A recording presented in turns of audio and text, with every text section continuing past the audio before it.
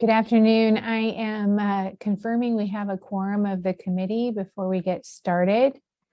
So let me just make sure. I want to get going because we have a lot to get through and lots of people who would like to make comments. And Karen, this is Jonathan Dolan. Just letting you know, we do have a quorum present. Great. Thank you, Jonathan. All right, then let's go ahead and get started at 1:01. 1 minute late, but that's my fault. All right, so good afternoon. I'm Karen Mogus. I'm the Deputy Director of the Division of Water Quality and the committee member representing the State Water Board on behalf of Eileen Sobak today. Today is Friday, March 26, 2021, and I'd like to welcome everyone to the 2021, not the 21st annual. We haven't been meeting that long. The 2021 annual meeting of the Statewide Advisory Committee on Cooling Water Intake Structures, also known as Saqquis. During this meeting, the committee will consider approving the draft 2021 report of the Saqquis and the compliance date extension recommendation for Redondo Beach Generating Station. The Saqquis will provide an opportunity for public comments on the agenda items. And if you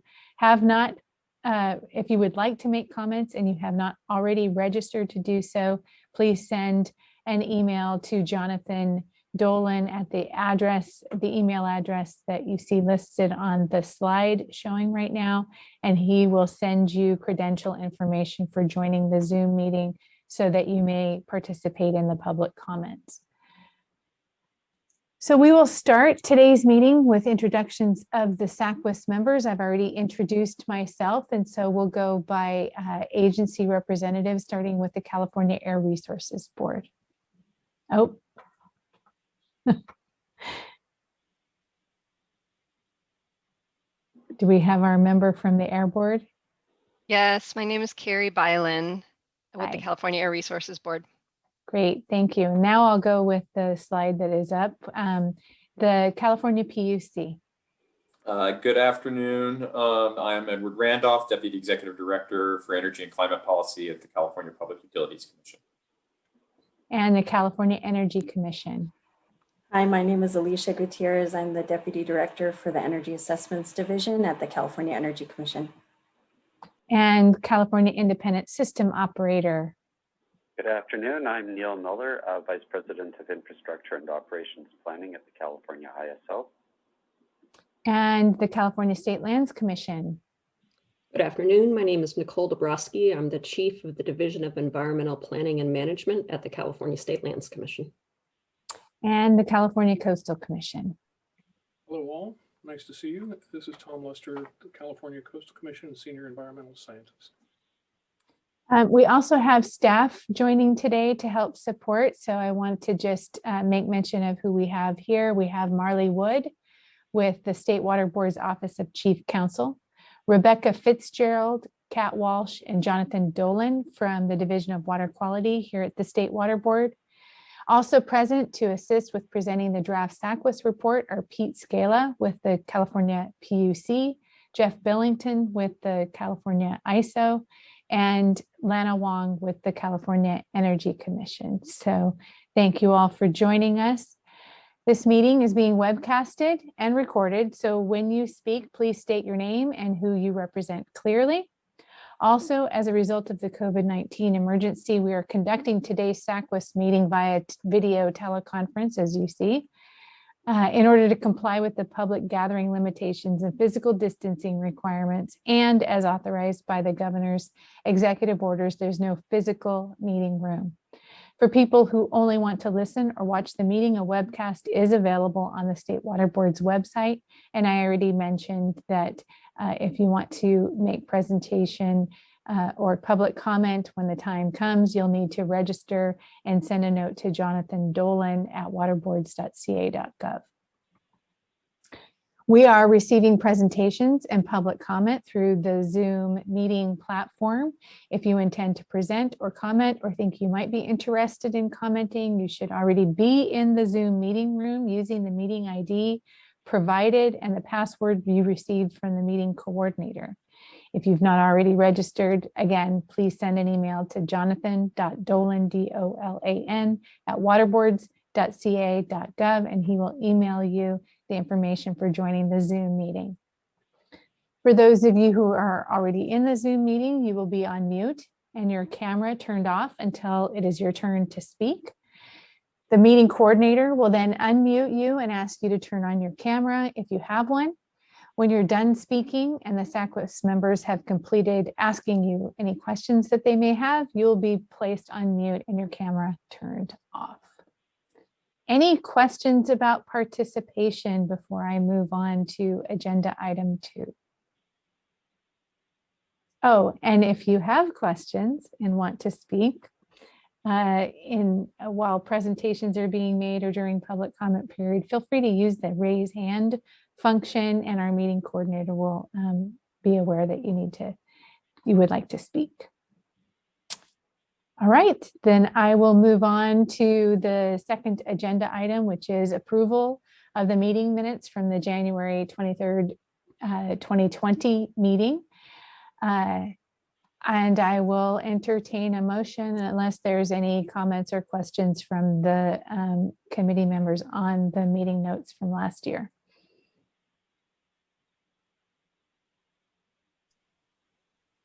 Seeing none, do I have a motion? I will move approval of the minutes. And a second? I'll second. Great. All in favor? Do I have to do roll call, Marley, or can we just all in favor? I believe you can just do all in favor. Great, thank you, Marley. So all in favor, please indicate so by saying aye. Aye. Aye. Aye. Any opposed? Abstentions? All right, motion carries. We've approved minutes. Item 1 done.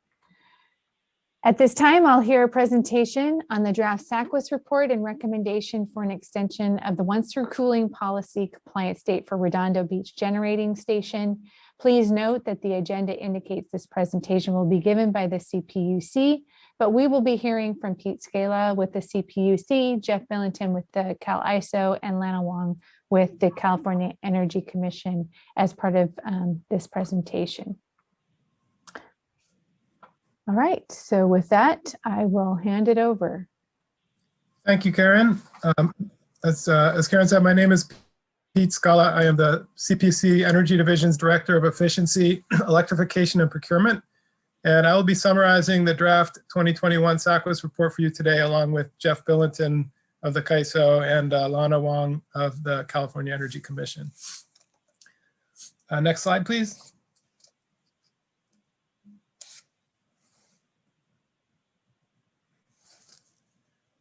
This first slide provides a timeline of recent events related to Saqquis's once-through cooling policy activities. In August 2019, Saqquis identified a local capacity need in the LA Basin, as well as an emerging system capacity need, and recommended an extension of 2 or more years, but no longer than necessary for Alamitos, and 1 or more other once-through cooling resources to meet these needs, and stated that it would update the analysis as additional information became available. Then in November 2019, the PUC required load-serving entities to procure 3,300 megawatts of additional resources from 2021 through 2023, and recommended the extension of units at Alamitos and Huntington Beach for 3 years, Redondo for 2 years, and Ormond Beach for 1 year as a bridge during this procurement. Then in January 2020, Saqquis recommended a somewhat different approach, the extension of Alamitos, Huntington Beach, and Ormond Beach for 3 years, and Redondo for 1 year. In April 2022, the Water Board held a workshop on the Saqquis recommendation. And then on August 14th and 15th last year, the California grid experienced 2 load shedding events during a west-wide heat event. These were the first load shed events due to statewide stress grid conditions since 20 years ago during the California energy crisis.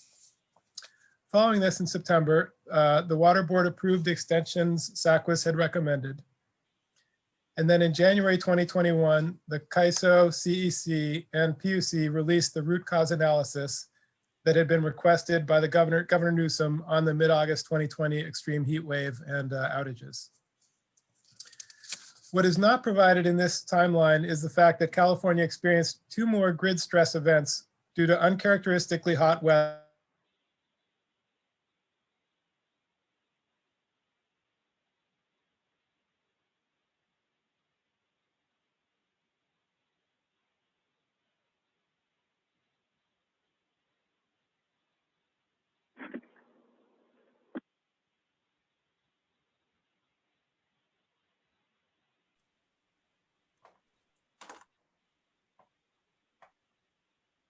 We've lost Pete, I believe.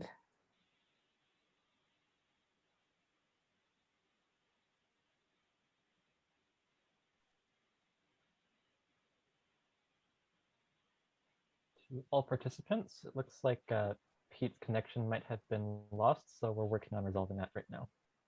Okay, thank you.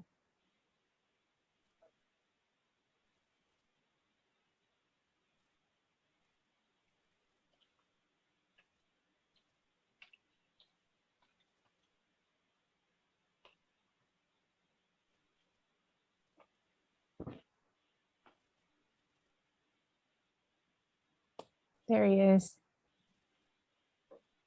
You're on mute, Pete. Jonathan, can you help him make sure you can unmute? There we go. Okay, sorry about that, folks. So I'm not sure where I cut off there. We lost you on what was not included in the timeline. Oh, so is the fact that California experienced 2 more grid stress events due to uncharacteristically hot weather over Labor Day weekend in September, and again in the first week of October, a month when generation resources typically begin going offline for annual maintenance. Next slide, please.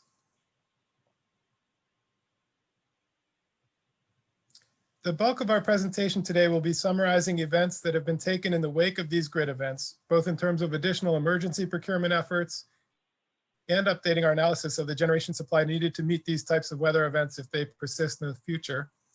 But to avoid bearing the lead, based on this analysis, and despite the additional procurement efforts that I will be describing, after considering several alternatives, we are recommending that the State Water Board amend the OTC policy to extend the compliance date of Redondo Beach Units 5, 6, and 8 for 2 years, from December 31st, 2021 to December 31st, 2023.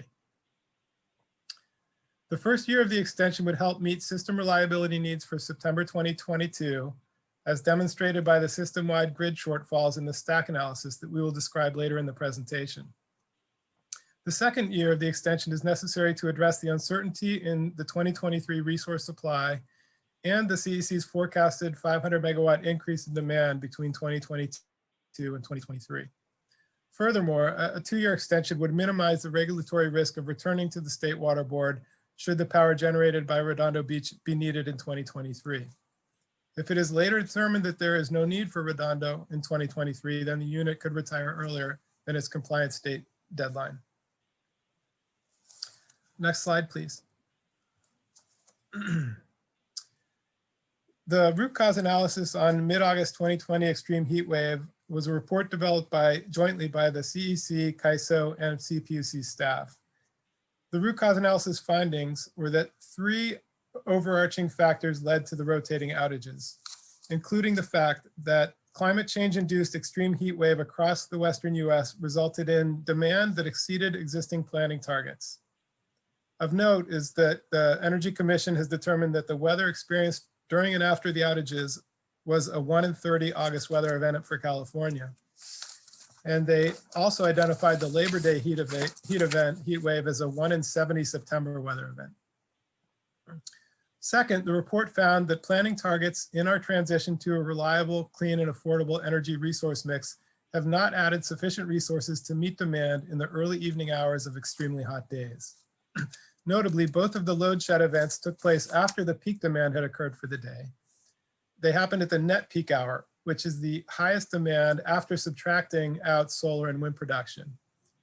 What this means is the demand on hot days, especially from air conditioners, is going down in the evening at a slower rate than solar generation is decreasing. And a third factor the report identified were several practices in the energy markets that exacerbated these supply challenges under highly stressed grid conditions. Next slide, please.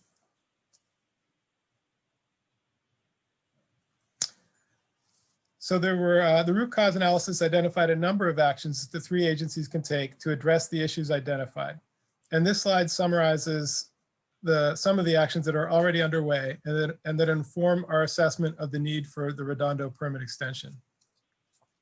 The CEC will focus on additional reliability-related actions in this 2021 Integrated Energy Policy Report. The PUC opened an emergency procurement proceeding for 2021 and 2022 resources. The CAISO opened an initiative to make market enhancements for summer reliability. And in addition, the CAISO designated approximately 400 megawatts of resources at risk of retirement as reliability must-run resources to prevent their retirement. Almost 300 megawatts of these resources were designated for system reliability, which is the first time this system reliability must-run has been triggered. And the remainder had been identified earlier for local reliability reasons, although they do support system needs. Next slide. So this slide provides a summary of the procurement that was ordered by the PUC in November 2019, the decision that recommended the original permit extensions as a bridge, which I'd like to review just before turning to the actions that have been taken in the week of last summer and fall's events. The 2019 decision required, as I said before, 3,300 megawatts of incremental procurement to be online by August 1st, 2023 via the following schedule. 50% was to be online by August 1st this summer. That's 1,850 megawatts. 925 megawatts are to be online by the August 1st, 2022. And the final 925 megawatts by August 1st, 2023. Almost all of these resources will be energy storage, either standalone or co-located at solar facilities. And this represents only a portion of the over 8,000 megawatts of clean energy resources scheduled to come online through 2024 in response to PUC orders. This also doesn't include an additional 7,300 megawatts of new clean energy resources that a recent PUC ruling proposed be brought online by 2026. Load serving entities must report on the progress towards these procurement milestones in, that's the 3,300 megawatts that was ordered in the November 19 decision at 3 points each year, September 1st, February 1st, and August 1st. Staff is currently analyzing the February 1st, 2021 filings, as well as supplemental filings requested in response to identified errors. There are thousands of pages of filings, but so far nothing indicates that the load serving entities will not meet, or at least come very close to meeting their requirements. After the analysis is completed, the Commission will determine if any backstop procurement in response to any identified deficiencies is necessary. Consistent with the request in last September's board meeting, Energy Division has sent a quarterly report with this summary to the Water Board.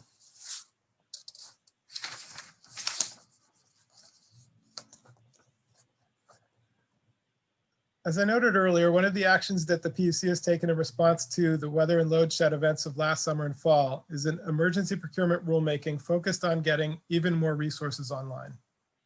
The first decision in this rulemaking has resulted in over 550 megawatts of generation resources and import energy contracts, some of which will be available throughout the summer and some that are available under emergency grid conditions. The second decision was approved by the Commission just yesterday.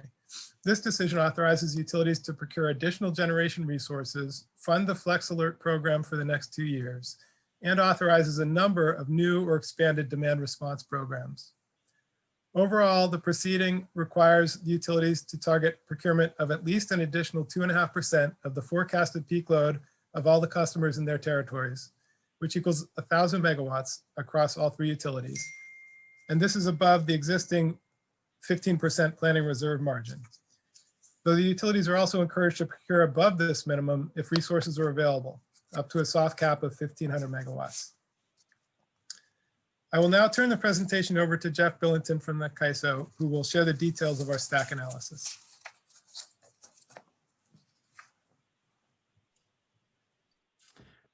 Thanks, Pete.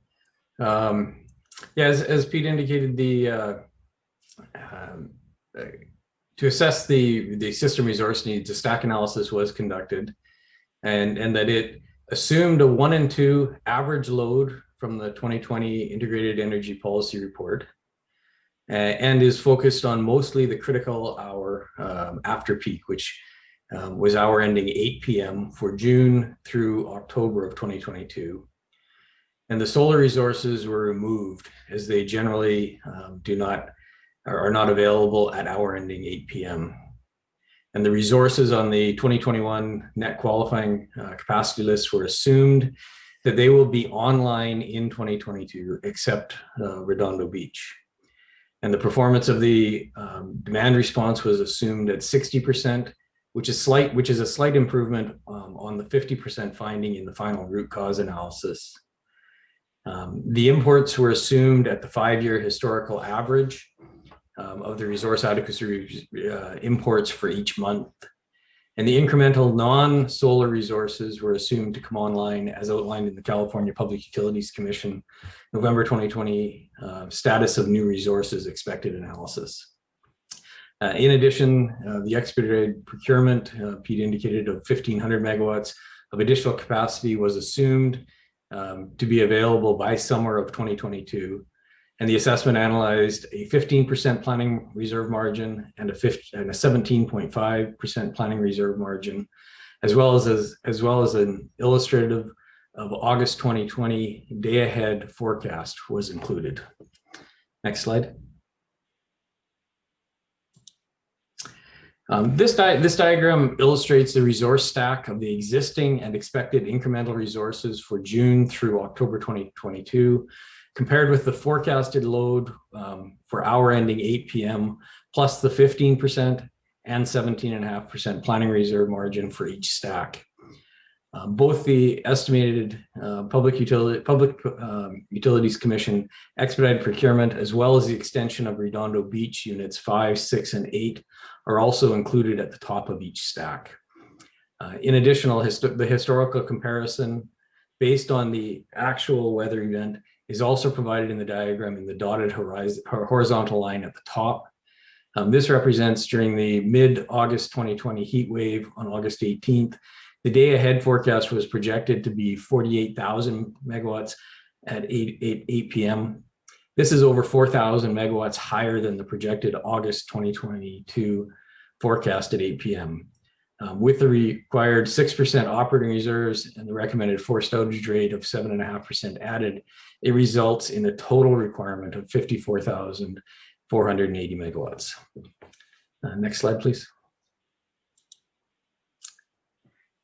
As illustrated in the previous slide, all the existing and incremental resource capacities were stacked up and compared to the demand at hour ending 8 p.m. plus a planning reserve margin. The forecasted demand contained in the stack analysis is based upon the 1 and 2 hourly forecast for June through October 2022, as I had indicated.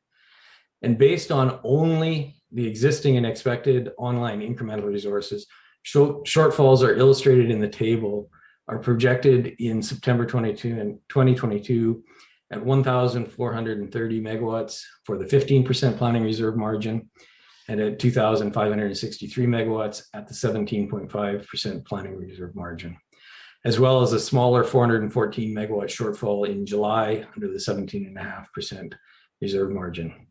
This projected shortfall assumes all load serving entities will contract with all existing and incremental resources known. This assumption also assumes all existing resources today, except Redondo Beach, remain operational through summer of 2022, and incremental resources come online as expected, and load serving entities are able to contract for all resources within the California ISO Balancing Authority area, plus at least the historical level of resource adequacy imports. Next slide, please. This table further compares the stack analysis projection for September of 2022, that is the month with the largest anticipated shortfall, to the Public Utilities Commission staff's estimate for expedited procurement that is effective at 8 p.m. hour. The shortfall in September is potentially reduced to a 70 megawatt surplus under a 15% planning reserve margin, but still 1,063 megawatt shortfall under a 17.5 planning reserve margin, assuming that the expedited procurement results in 1,500 megawatts of additional capacity that can effectively address energy needs during the net demand peak. Should the OTC policy compliance deadline be extended through December 31st, 2023 for the capacity from Redondo Beach units 5, 6, and 8 to be available, the combination of the capacity potential available from expedited procurement and the Redondo Beach results in a 900 megawatt surplus for September 2022 under the 15% planning reserve margin.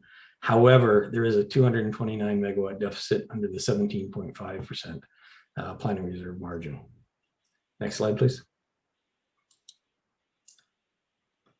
So based upon that, the 2022 stack analysis that is based upon conservative estimates assumes all resources come online and are contracted, show shortfalls in July and September, and that Redondo helps alleviate the projected shortfalls. And for 2023, the Integrated Energy Policy Report currently shows 500 megawatt increase in demand at hour ending 8 p.m. from 2022 to 2023, and the uncertainty regarding incremental procurement remains. Next slide, please.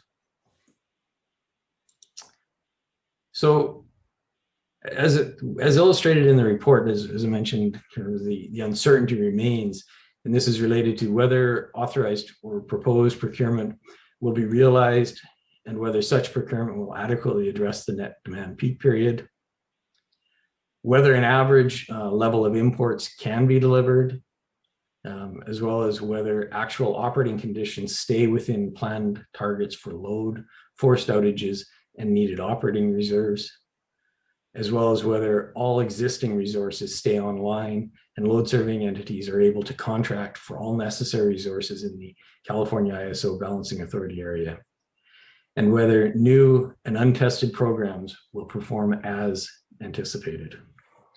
Next slide, please. So with this, 3 alternatives were considered based on the stack analysis.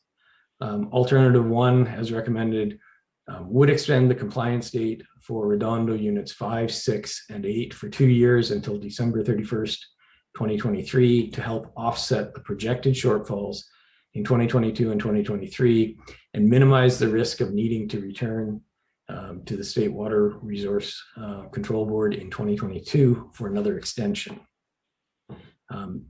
Alternative 2 is similar, but would extend the compliance dates for Redondo 5, 6, and 8 for only 1 year until December 31st, 2022, which helps us offset projected shortfalls in 2022, but does not address 2023.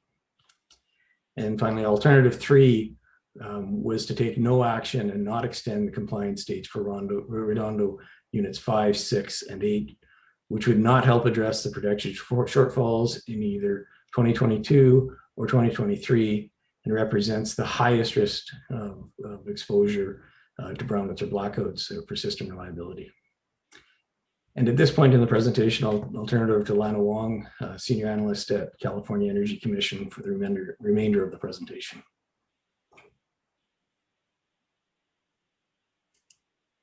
Thank you, Jeff.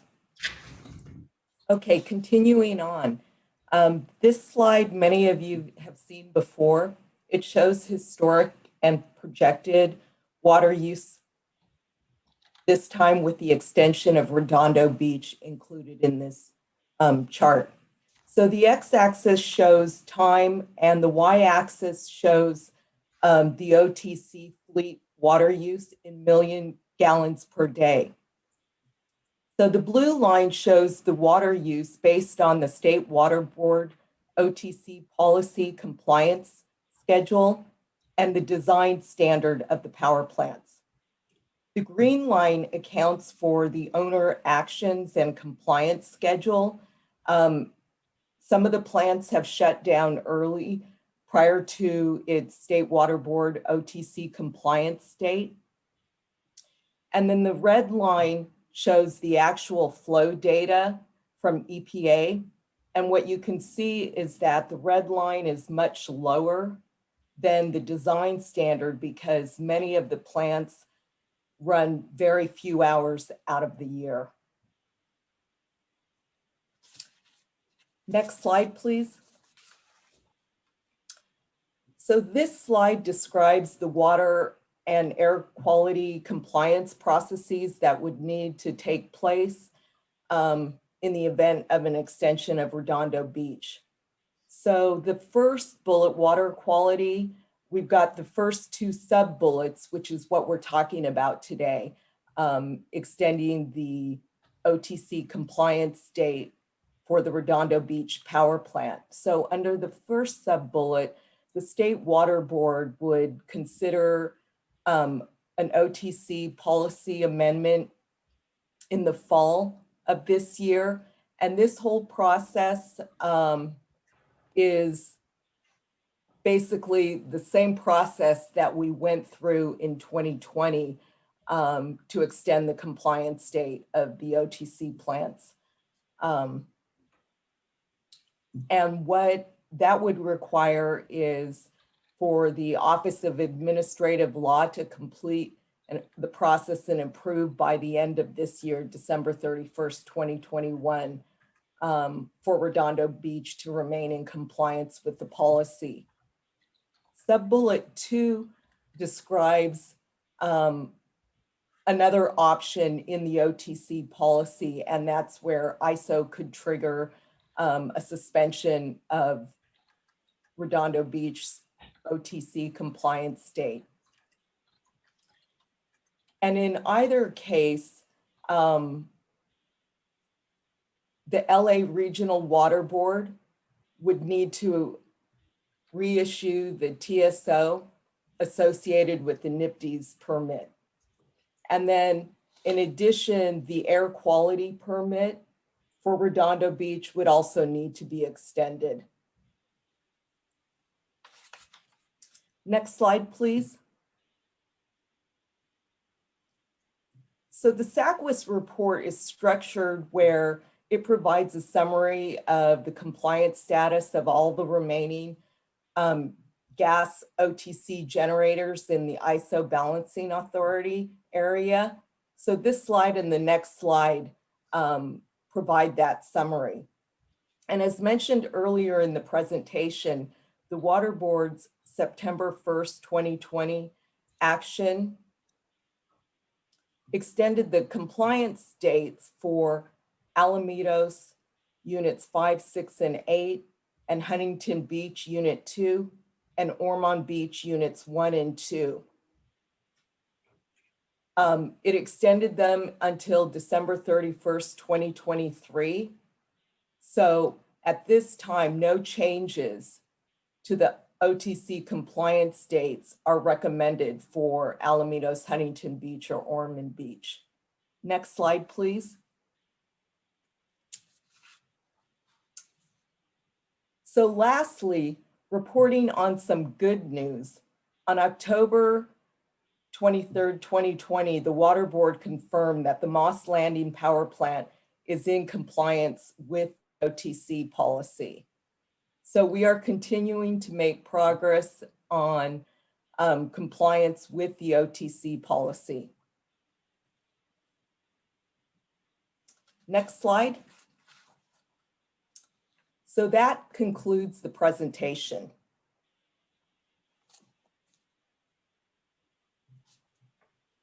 Thank you for that nice presentation, very clear. Before I ask for comments or questions from the committee members, I would like to ask my staff to present some minor revisions to the Saqquis report so we can have the full picture before we discuss. So Kat, I think you were going to present some minor revisions.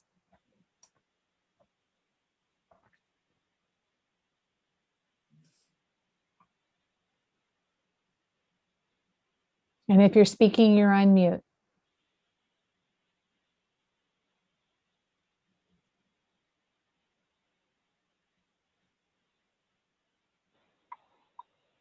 Hi, can you hear me now? Yep.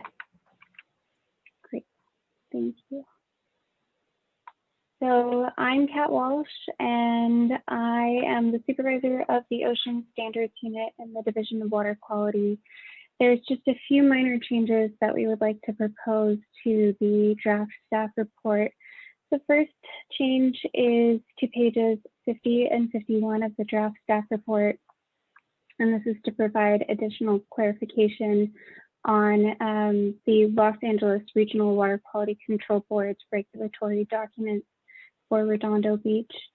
So our change we're requesting is for the language to read as follows on the screen. The language in red underline is new text, red strikeout is the language we would like to remove. So we would like the paragraph to read, additionally, the MPDS permit associated TSO issued to Redondo Beach by the Los Angeles Regional Water Quality Control Board, Los Angeles Regional Water Board, will expire on September 30th, 2021 and December 31st, 2021, respectively. Upon submission of a complete report of waste discharge, the MPDS permit may be administratively extended until the adoption of a new order. However, no additional time could be given to Redondo Beach to comply with the certain final effluent limitations in the MPDS permit unless a revised TSO is adopted by the Los Angeles Regional Water Board. The Los Angeles Regional Water Board can develop a revised TSO for Redondo Beach concurrently with the O2C policy amendment. Are there any questions with this change?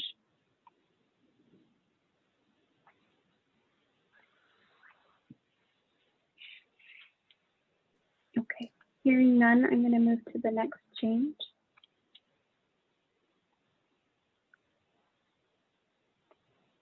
So then this is the last change we would like to propose. So this change would be to table 3 on page 10 of the draft 2021 Saqquis report. And we just want to correct the net qualifying capacity indicated for Moss Landing units 1 and unit 2. Currently they read that there is 540 megawatts of net qualifying capacity for each unit. And we would like to correct that to accurately reflect that it is 510 megawatts in net qualifying capacity for each unit. Are there any questions with this change? Okay, thank you, Kat. So I'll open it up to questions just generally on the presentation. And because I'm the chair, I'll take the liberty of asking the first question. So I'm not sure who it's for, but I'm curious, what is the process by which resources get prioritized for coming online when they are needed? In other words, it looks to me like Redondo isn't necessarily always going to be needed. And so how does that work? Will Redondo be the last ditch effort when there's a need, or how is that prioritized, or is it? And I'm not sure who to ask. Sorry. So this would happen in the in the CAISO market, that units are bid in at their marginal cost, and for a plant like this is going to be a pretty high heat, with such a high heat rate, it's going to bid in at a pretty high price. So traditionally, just as a result of the bidding order and the bids that come from these types of resources, they tend to be towards the last units that get called. Okay, thank you. That's helpful. Does anyone else on the committee have any questions or comments before I move to public comment?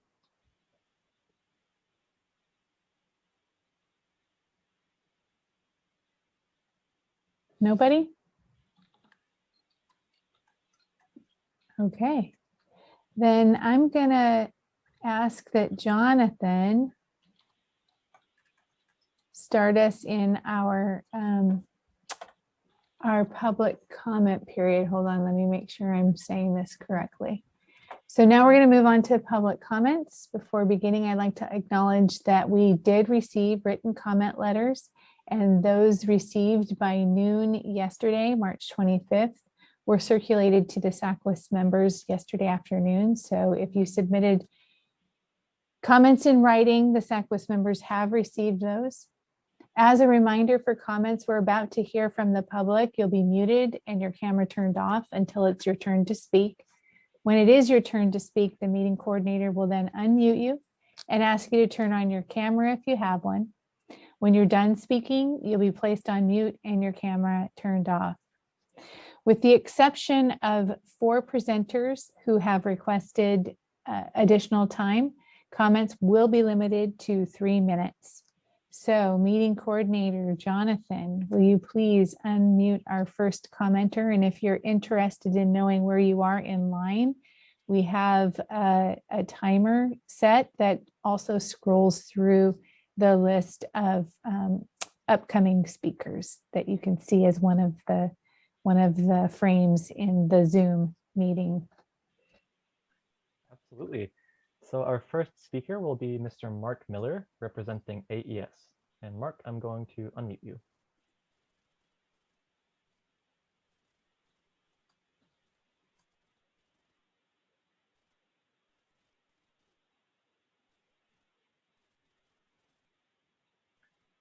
Mark, are you on the Zoom line?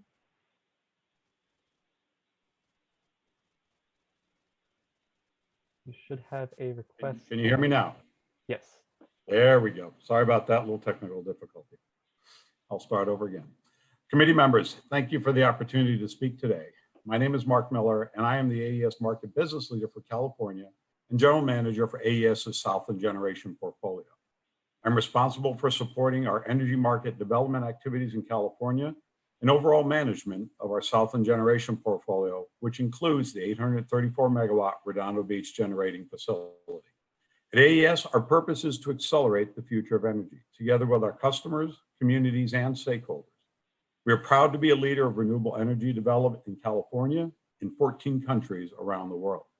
In California, we have over 1.2 gigawatts of solar, 115 megawatts of wind, and a newly commissioned 100 megawatt 4-hour battery energy storage system at our Alamitos Energy Center in Long Beach.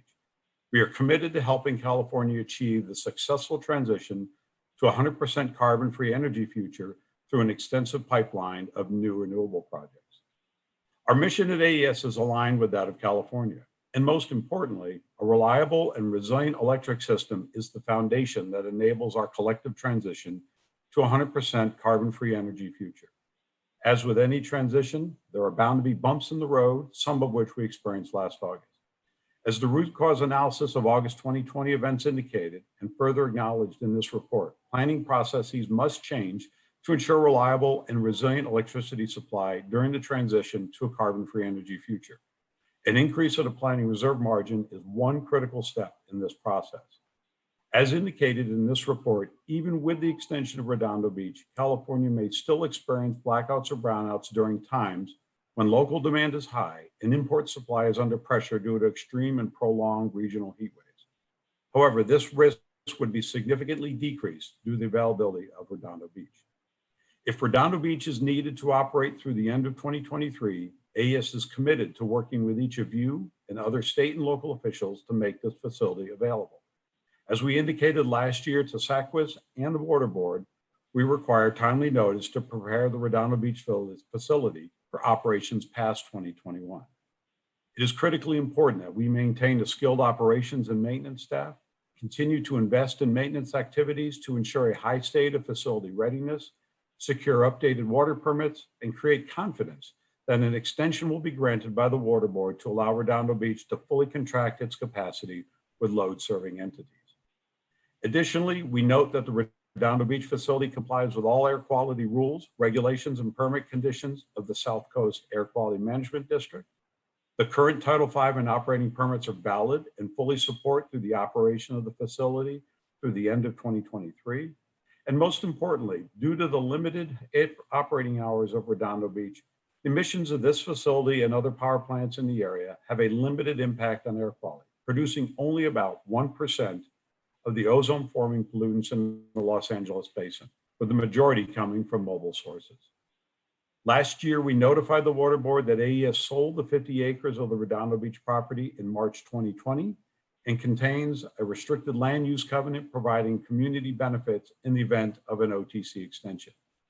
AES has a lease with the new owner to allow for continued operations through 2023, should the Saqquis recommend, and ultimately the Water Board determine its required support for electric system reliability. The AES team looks forward to working with this committee, our customers, the local communities within which we operate, the Water Board and its staff, and other key stakeholders to further support electric system reliability and the responsible transition to a carbon-free energy future by authorizing a 2-year OTC extension of the Redondo Beach facility. We are available to answer any questions you may have today. And once again, thank you for the opportunity to speak. Thank you. Thank you, Mr. Miller. Do any of the committee members have questions for Mr. Miller? I don't see any hands up, so we'll move on to the next speaker. All right, and next up we have Waiko Wirta, who will also be representing AES.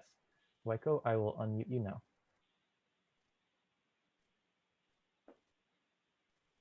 Great, thank you, Jonathan. Good afternoon, committee members. My name is Waiko Wirta. I have been the AES Southland Director of Plant Operations since March of 2012 and have worked for AES since 1988. I am responsible for the operation and maintenance of the AES OTC generating units at all 3 of our sites, Redondo Beach, Huntington Beach, and Alamitos. I would like to highlight 3 issues for the Saqquis committee today. First, I will describe how the AES OTC units operated reliably during the 2020 rotating blackouts. Second, I'll describe our ongoing and maintenance programs that prepare the OTC units to continue to operate reliably through December of 2023. Third, I'll highlight why it is important that we have certainty about operations through December 2023 so that we can keep our well-trained workforce in place. On August 14th and 15th, 2020, and again in early September, CAISO struggled to maintain electrical grid reliability. And in August, CAISO had to resort to rotating blackouts. All available AES OTC facilities performed, providing energy as called upon by the CAISO during the rotating blackouts. In particular, the 3 Redondo Beach units were all in operation and followed the CAISO's instructions during the grid emergencies in August and September of 2020 and produced peak generation during the critical 2 p.m. to 10 p.m. periods. Second, I'd like to briefly discuss our ongoing maintenance programs that prepare the AES OTC units to continue to operate reliably through December of 2023.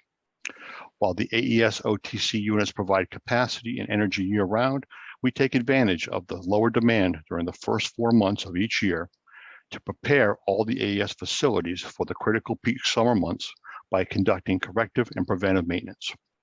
Preventative and corrective maintenance work ranges anywhere from simple oil changes to wholesale equipment replacement necessary to ensure reliable operations. We are performing this maintenance right now to ensure that we will be ready for the peak loads this year, and we will continue to perform such critical maintenance in 2022 and 2023. Lastly, I would like to emphasize that it is particularly important that we have certainty about our operations through December 2023 so that we can keep our highly skilled, well-trained workforce in place. Without clarity about the future operational needs of the Redondo Beach facility, critical employees will leave for other professional opportunities. These critical employees, such as control room and operational technicians, typically the most talented and skilled personnel in the AES facilities, would be the first to leave due to concerns regarding the future viability of their jobs. Power plant operators are a select group within the industry. The skill set required to safely start up, operate, and shut down these complex units requires years of training and experience. Each OTC unit is unique, and operators from one OTC plant cannot simply shift from plant to plant. From an economic perspective, we need certainty at Redondo Beach to support continued operations. In conclusion, thank you for this time to talk about how the AES OTC plants have successfully operated to meet the challenge during California's rotating blackouts in 2020. I appreciate the opportunity to discuss our maintenance programs and the chance to explain how important it is that we have certainty of operations through 2023 to be able to retain our highly skilled workforce to ensure continued reliability. Thank you very much. Excellent. Thank you for that. So our next commenter coming up will be James Light. And I do not actually see a James Light in the list of Zoom participants. So James, if you are on the line, please go ahead and send me a chat. And in the meantime, we will move to the next commenter. That will be Zane Obagi Jr., representing Obagi Law Group. Zane, I will go ahead and unmute you.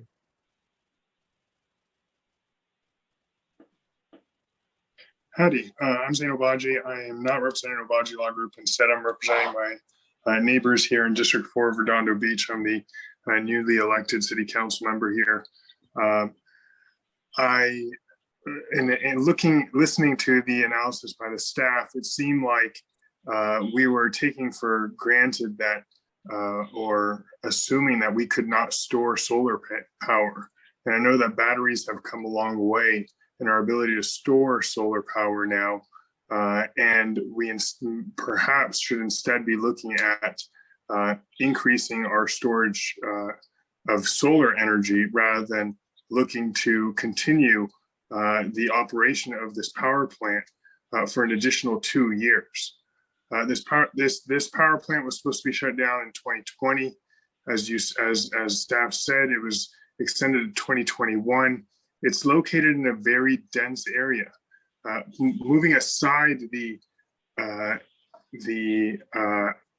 nominal, what seems to be the nominal increase of hot water being pushed back into the environment, cold water being pulled into the power plant. This power plant, as opposed to all the others, is located in one of the most dense beachside communities in Redondo Beach. And exactly on the coast where the wind pushes the smoke directly into the dense communities. The residents here have expected this power plant to go away for a long time now.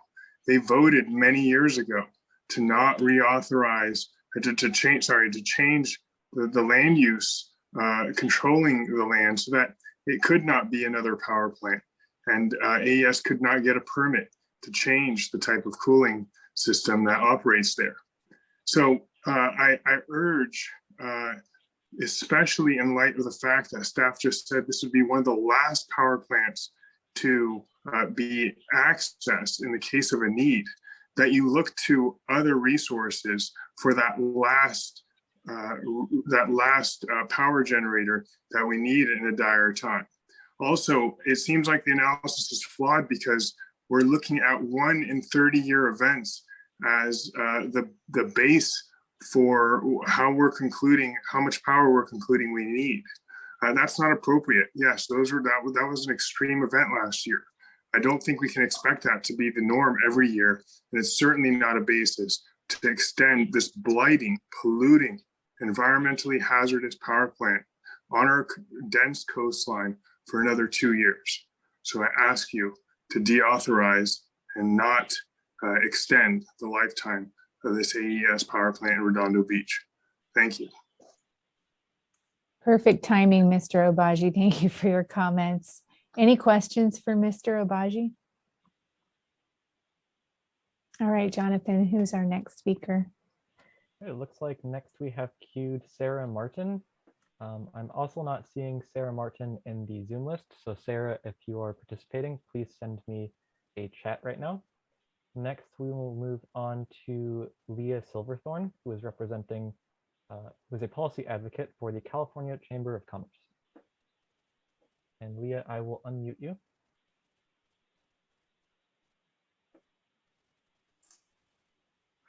Good afternoon. Thanks. Leah Silverthorne, Climate Energy Policy Advocate with the California Chamber of Commerce. Thanks for having me today. So we at Cal Chamber have been following this issue for a number of years now and are hopeful that sufficient resources do come online in the next few years. In the interim, we do continue to support thoughtful extensions of OTC compliance deadlines for Redondo to meet California's energy needs while continuing to meet our water quality goals. So Cal Chamber does represent the interests of over 14,000 California employers, all of which are dependent upon a reliable and resilient energy grid. So until this additional procurement does come online, it's ordered by the CPUC, compliance extensions that are consistent with the Water Board's OTC policies and mitigation goals are necessary. And these resources should be kept in place until such a time as reliability procurement is well above the precariously close situation that I think the committee had noted in the last draft report. So for these reasons, Cal Chamber does support the draft report's extension of Redondo Beach for an additional 2 years. And I'm happy to answer any questions, but otherwise, thank you for your time. Thank you, Ms. Silverthorne. Any questions? All right, Jonathan, go ahead and move on to the next.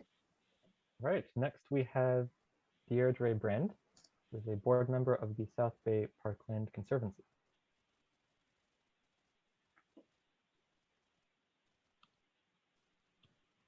Okay. I was wondering if you could take my husband, Bill Brand, for his presentation, because he's actually the mayor of Redondo Beach and was allotted 10 minutes for a presentation. I think he should go before the rest of us.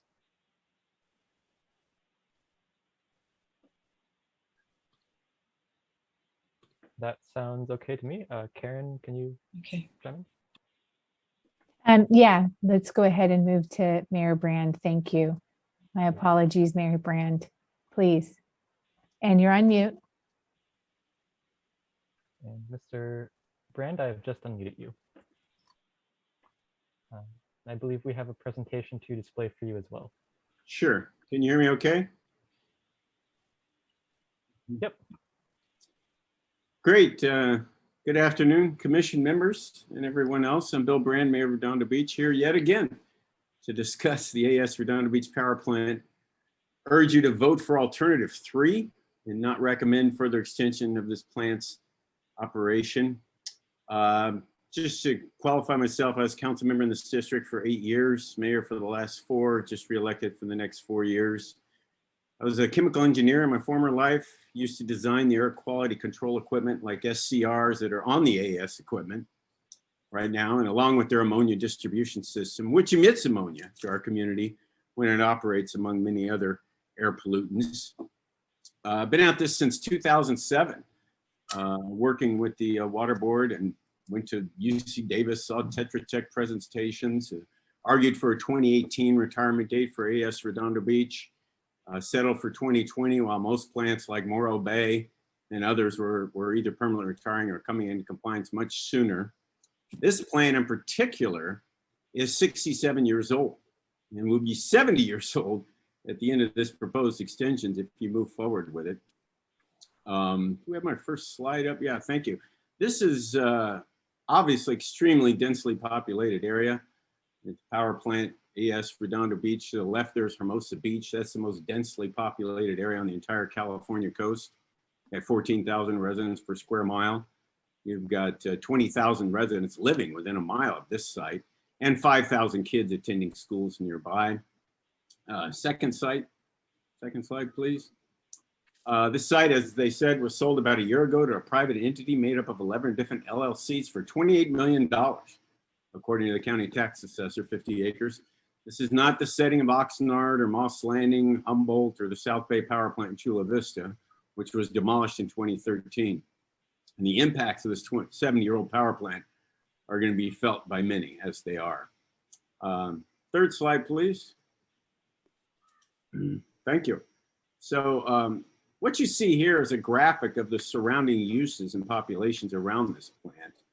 To the north of Hermosa Beach. You have a 1,400 slip marina right there. You have other high residential commercial uses, 2 hotels directly adjacent, not to mention the Salvation Army senior housing that is literally on their property line. And this is a former Old Salt Lake. It's actually a state landmark, number 373. As I said, it was recently sold to a developer who had offered to sell the city 25 acres of this site after remediation for $2 million an acre. And what this initiated was a grant application and several things we went through working with AES and the proposed new property owner, and the California Natural Resources AG issued a $4.8 million grant to the city of Redondo Beach to start planning and seeding monies for purchase of this 25 acres. And it was because AES and the new property owners potential represented themselves as willing sellers, which prompted a lot of motion and collaboration with the State Coastal Conservancy. Los Angeles County supervisors voted unanimously to pursue an enhanced infrastructure financing district to direct 40 years worth of property tax revenue to redevelop this and the SC Powerline corridor for infrastructure upgrades and mostly public uses like wildlife habitat and open space. So can we go to the fourth slide, please? So that's a picture of what you see when you have an upset condition. And yes, this is in full compliance with the AQMD regulations because this is considered an upset conditions. And this happens 2 or 3 times a year. Just the ones we see during the daytime are captured by residents. We don't always see those upset conditions in the evening. So anyway, going to the next slide. You can see this is a wetland site identified by the California Coastal Commission. There's 6 acres of active wetland, jurisdictional wetland. When these extensions raised their head a little over a year ago, the willing seller withdrew their offer to sell. And as a consequence, the California Natural Resources Agency withdrew the $4.8 million grant that had been awarded to us. So there went $4.8 million because of these extensions. And the EIFD that the County of Los Angeles was considering is now stalled. These extensions, which you won't see in your staff report, are worth approximately $40 million a year to AES just for being available at AES Redondo Beach. So this is big money for them. Blackouts work out well for them. They're like Christmas for AES. And they've been playing this game for over 20 years. There's a lot of money at stake. And you don't see this in your staff reports. And that's why they're always up here asking. Last year, they were asking for 3 years extension for Redondo Beach. And PG&E, it's interesting, contracted with AES Redondo last year when the extension was granted. So while many coastal power plants in Central and NorCal are being permanently retired, like Humboldt, Potrero, et cetera, now PG&E is contracting with Southern California plants to meet their needs. So yeah, it's interesting. So anyway, there's united opposition to all these extensions. There continues to be extension.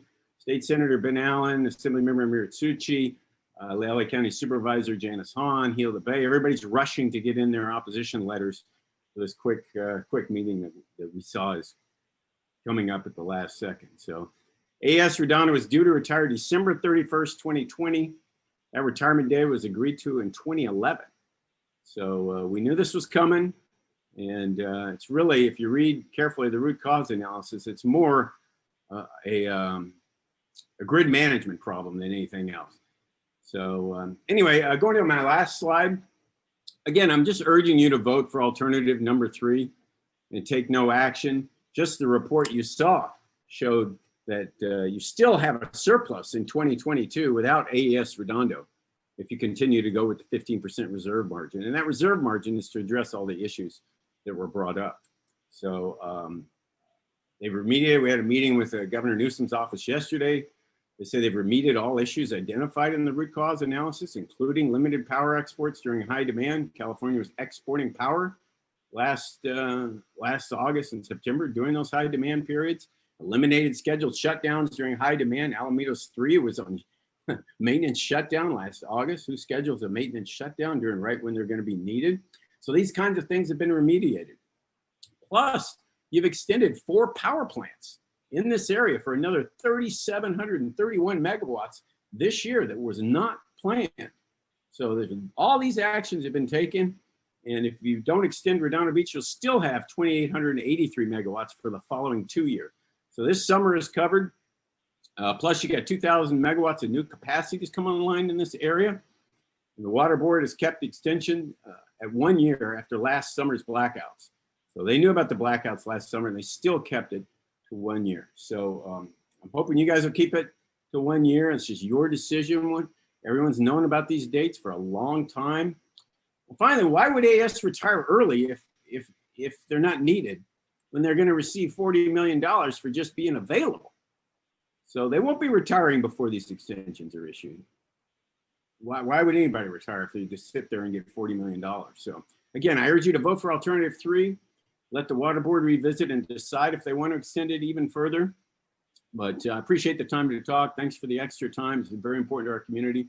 And you're going to see that in some of these comments. So again, thank you very much. I really appreciate the extra time.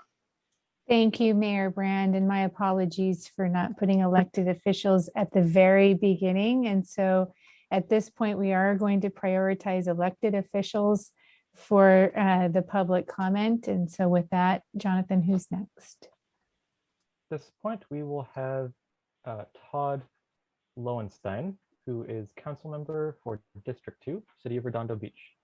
Todd, I will go ahead and unmute you. And also, Ms. Brand, we will be unmuting you after elected officials to comment.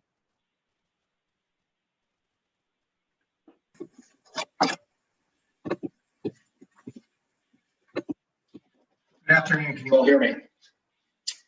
Great. My name is Todd Lowenstein. I am the District 2 City Council member, recently re-elected, and I represent the area where the AES Redondo Beach Power Plant is located. I urge you to take action on take no action and support alternative number 3. Here we are again. I feel like Bill Murray in Groundhog Day, where every year this comes up. And these are the same reasonings we heard in 2019. What you hear from a lot of the staff is talk about megawatts, but we're here to put a picture on the people that are affected by this. Mayor Brand mentioned there were 5,000 children within the radius of the plant. I actually count 10,000 in Redondo Beach, Hermosa Beach, and Torrance within a 1.5 mile radius of the plant. So there's a lot of people that are affected. You have kids that have asthma. You have kids that have allergies, and you have kids that have illnesses that make them vulnerable to the thick black smoke that you saw, the Mayor Brand showed you. In addition, you have elderly care residents. We have an Alzheimer unit of a place with over 120 residents. You have daycare facilities within a mile radius of this plant. We're the second most densely populated town on the coast, and Hermosa, which is right across from the plant, is number 1. So this is not your typical modern plant, as you saw. Amidst thick black smoke, you get crazy noises in the middle of the night. I live at 2,000 feet above the plant. It sounds like a jet engine going off. It's really loud. You also have it emitting 2.5 micrometer particulate matter, things that cause asthma, things that cause heart attacks, potentially cancer and stroke and COPD. But, I'm not even mentioning the harm this is doing to marine life. But really, if you look at the root cause analysis that suggested that 3 things happened last year during the shortfall. One was underscheduling of demand in the day-ahead market by scheduling coordinators. Another was convergence bidding, masking the tight supply conditions. And finally, the configuration of the residual unit commitment market process. So these weren't power generating issues. These were issues that can be cured. So, what can you do to solve this? Well, there's a number of things you can do. One is you're paying for units that are unreliable. Over 1,000 megawatts were unavailable out of OTC plants during the shortfall in August of last year. So you have companies that are receiving money to stand by, and yet they're not delivering the services that you're promising them. And that's costing ratepayers and taxpayers at the end. You had a unit here that was on maintenance, and you had 2 units that were derated by 10 to 20%. The software glitch that cost 3,500 megawatts to be sold outside of California to out-of-state customers. That didn't go to ratepayers like it should have to alleviate the shortfall. It went to profiteering companies. CAISO had increased the planning reserve margin from 15%, which was used for the last 50 years, to 17.5% because of unreliable units like the Redondo Beach generating station. Just retire them and make it 15% so you can depend on the 15%.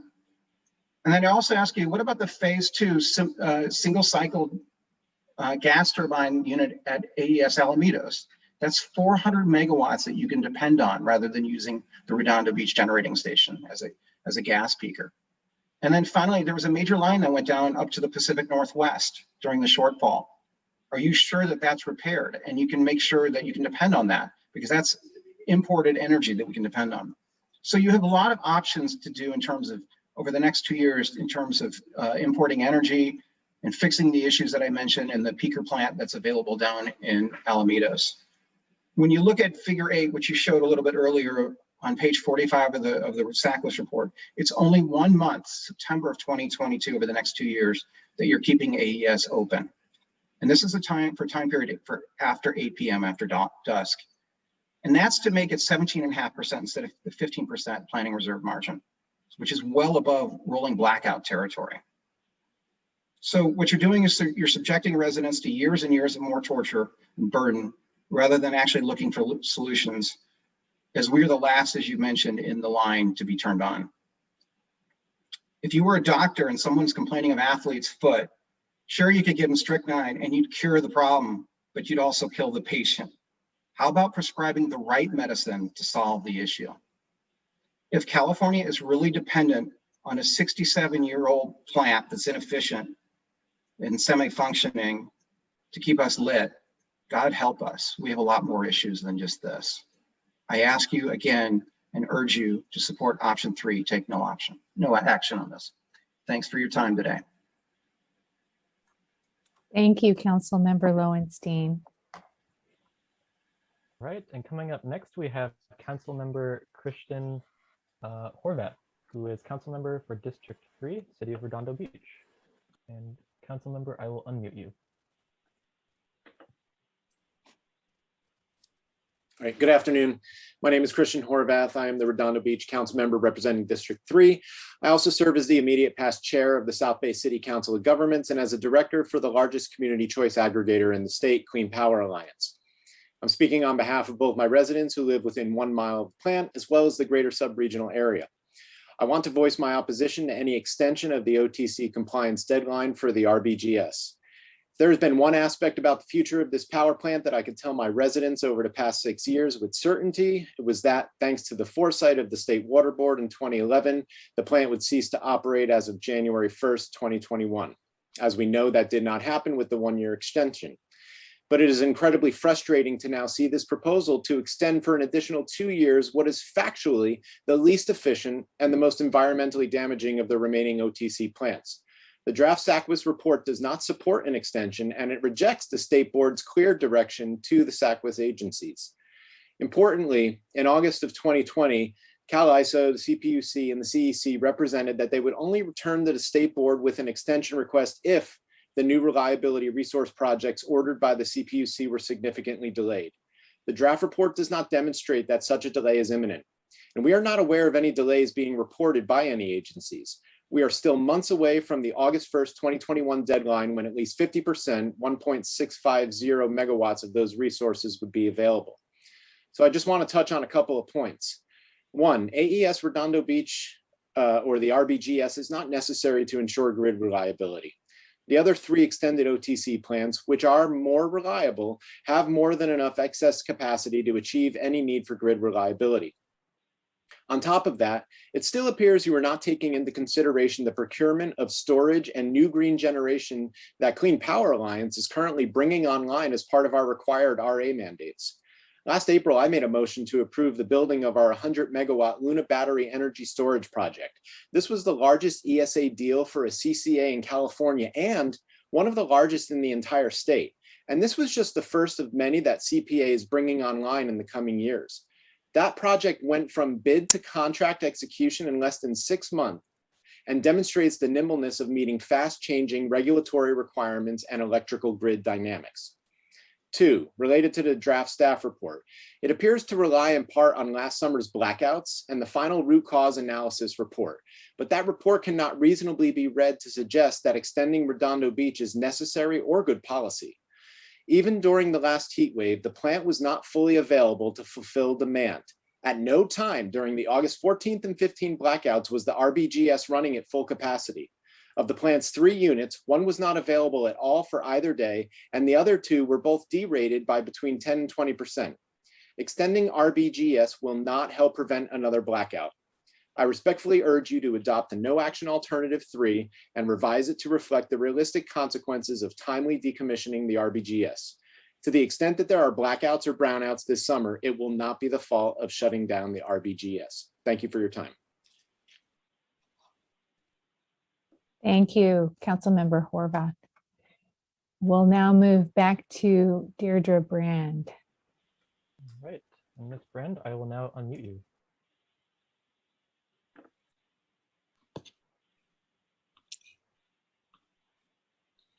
Hi, thank you for taking my comment here today. My name is Deirdre Brand. Full disclosure, I'm the wife of Mayor Brand. I'm also a board member for the South Bay Parkland Conservancy, a local 501c who was working with the city of Redondo Beach to turn this site into a 20-acre ocean park amenity. I am also the recently retired section manager of environmental planning for the Metropolitan Water District of Southern California. I have over 27 years of experience in environmental planning. I regret that I'm here again today, but as I said to the California Water Board during the last hearing that they had, they were going to be sued because they did not meet their environmental clearance requirements. And they were sued by multiple parties for Saqquis, including the cities of Hermosa and Redondo Beach. I'm telling you today, we have a weaker leg to stand on. Your staff report twists itself into pretzels trying to thread the needle of satisfying required environmental compliance for this project, for this action.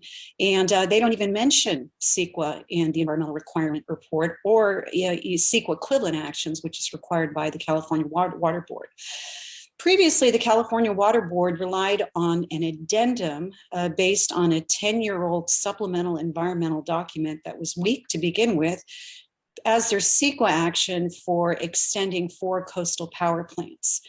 In my position at Metropolitan, I would have never in a million years used an addendum, which is supposed to be for a minor technical change to a project with no environmental impacts, to extend 4 coastal power plants for a number of 3 years. There are a lot of environmental impacts associated with extending 4 power plants on the California coast. And so here we are again, you're talking about them having their actions done by the end of 2021. And since this requires at the minimum a supplemental environmental document, which again, your staff report doesn't mention, I have absolutely no idea how they're going to meet their requirements under Saqquis, even if it's only required to be a Saqquis equivalent document. So they will be sued again. You will be sued again. And they didn't even adopt the addendum at their last meeting. They effectively did no Saqquis at all. So what your staff is proposing is basically get into a lot of circles and have a lot of agencies make a lot of actions so that you can get a 90-day extension to the once through cooling policy. And within that 90-day extension, hopefully get your regional board permits and your air quality permits, and hopefully get your Saqquis done that will need to be done for those agencies to rely on to be able to issue those permits. In my 28 years of professional experience, I say good luck. I think what you're going to end up in instead is the courts. Now I'm wondering how these agencies have gotten away with this. I was so shocked at what the California Water Board used as their Saqquis document for their very impactful action. And I always see this sentence everywhere. I saw it the first time when I was in front of the Public Utilities Commission, God, almost 2 years ago.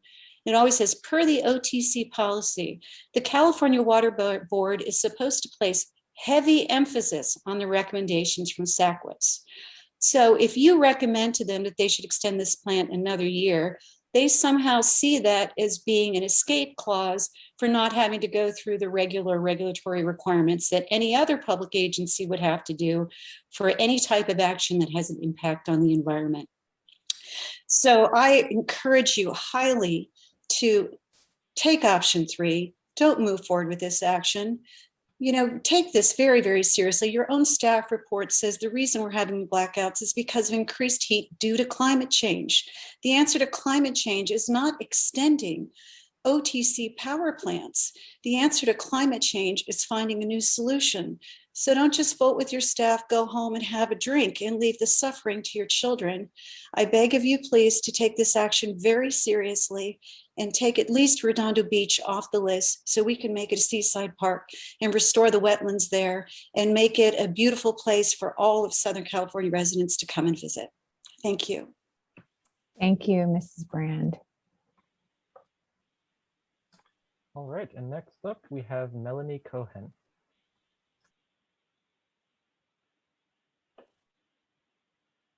Melanie, you should be unmuted. Hi, can you hear me? Yes.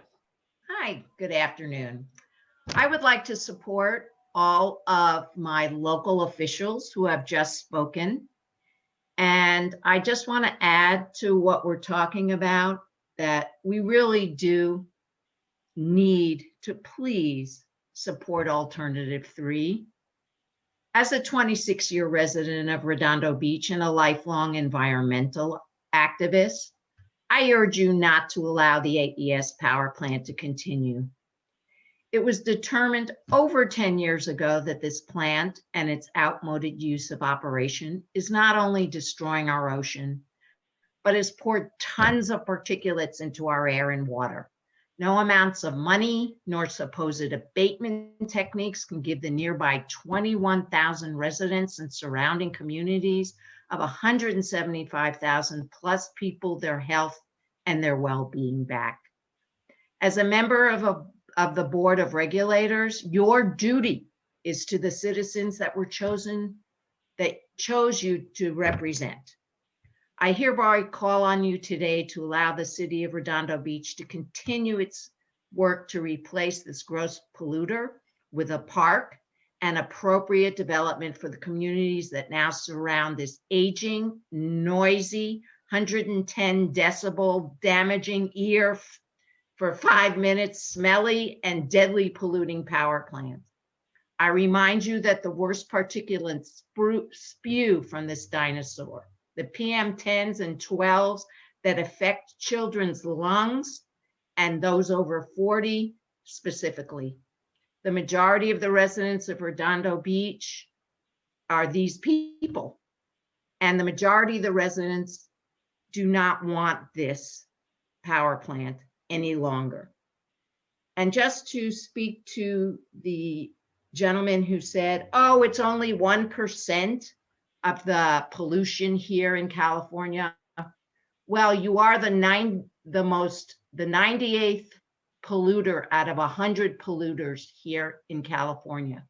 So I'm asking you as a resident, as a board member of South Bay Parkland Conservancy, as a senior, and as a person who cares for the city of Redondo Beach, please go for Alternative 3. It's a matter of life and death for many. Thank you. Thank you, Ms. Cohen. Right. Next, we have Gary Tomlin. I'm not seeing Gary Tomlin's name in the Zoom participants list. Gary, if you are on the line, please send me a chat message. So next we will have Sandy Marquise. Sandy, I will go ahead and unmute you.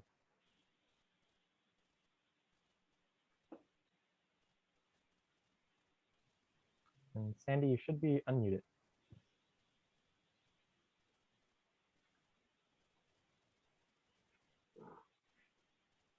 Good afternoon.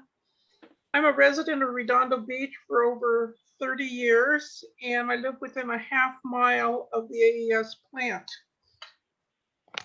This plant is 67 years old.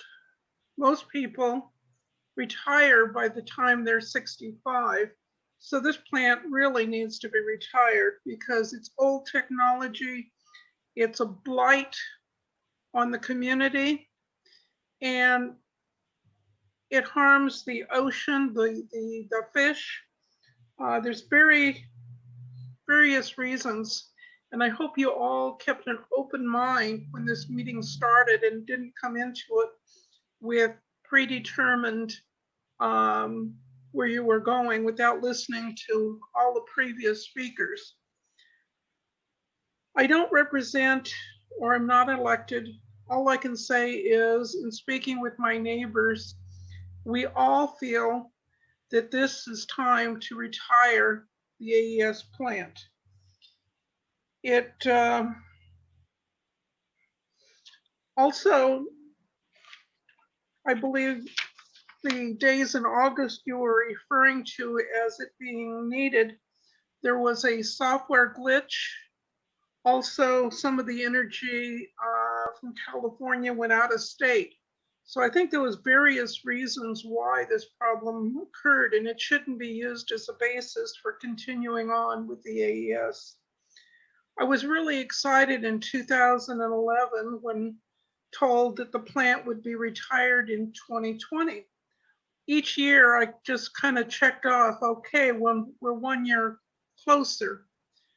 And then about a year ago, they said, oh, no, we're changing that. We're going to go on now till the end of 2021. And it's kind of like it was decided and now you're taking it back. And again, I feel that's what's happening. So I really beg of you to take item as your choice number 3 and find other ways. With the charts I saw, you already had a buffer of 15%, which would help with any needs. And you would not need Redondo Beach's supply. I think it is time to make a good decision, a decision that will affect our community. We are densely populated and really this needs to be cleaned up. California has a beautiful coastline and this is just awful at this time. So I beg of you, please take no action or take action for number 3. And I thank you for the opportunity to speak today. Thank you, Ms. Marchese. Excellent. And our next commenter will be Mara Lang.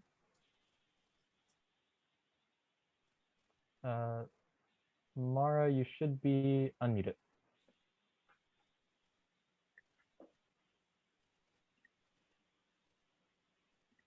Okay, thank you. My name is Mara Lang, and I am a Redondo Beach resident and have lived here for over 12 years. 10 years ago, the California Utilities Board voted to phase out the AES. Years have passed, along with many opportunities to revisit that decision, where it discovered that we actually needed the electricity the plant was generating. From what I can tell, the decision to close the plant was never revisited until when the deadline to close the plant approached in the fall, AES did a few things. They hired a PR company that specializes in manipulating public process to the benefit of private industry, and typically to the detriment of the community. I know their work well. They also manipulated the process with the AQMD and Torrance refinery, somehow trumping science to keep a dangerous, lethal chemical in use when alternatives are available. They are not in the business of the greater good. The same PR company's website boasts skills like develops comprehensive PR campaigns and compelling content to shift public opinion, mitigate crisis situations, influence stakeholders such as the California Utilities Board, and make news, such as the article that appeared in the Daily Breeze ostensibly slamming the city of Redondo Beach and smearing its name in order to distort the truth. Around the same time, AES made a juicy offer to the future owner-developer of the AES property. Help us push our close date and we will compensate you on the back end.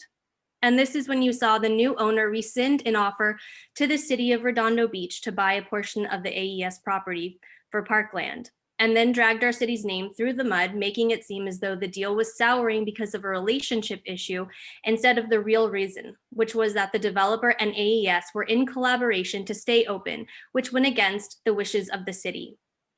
Also, were the blackouts of late last summer a failure of our power grid and/or supply, or was it a strategic ploy to again distort reality and gain support for keeping the power plant open?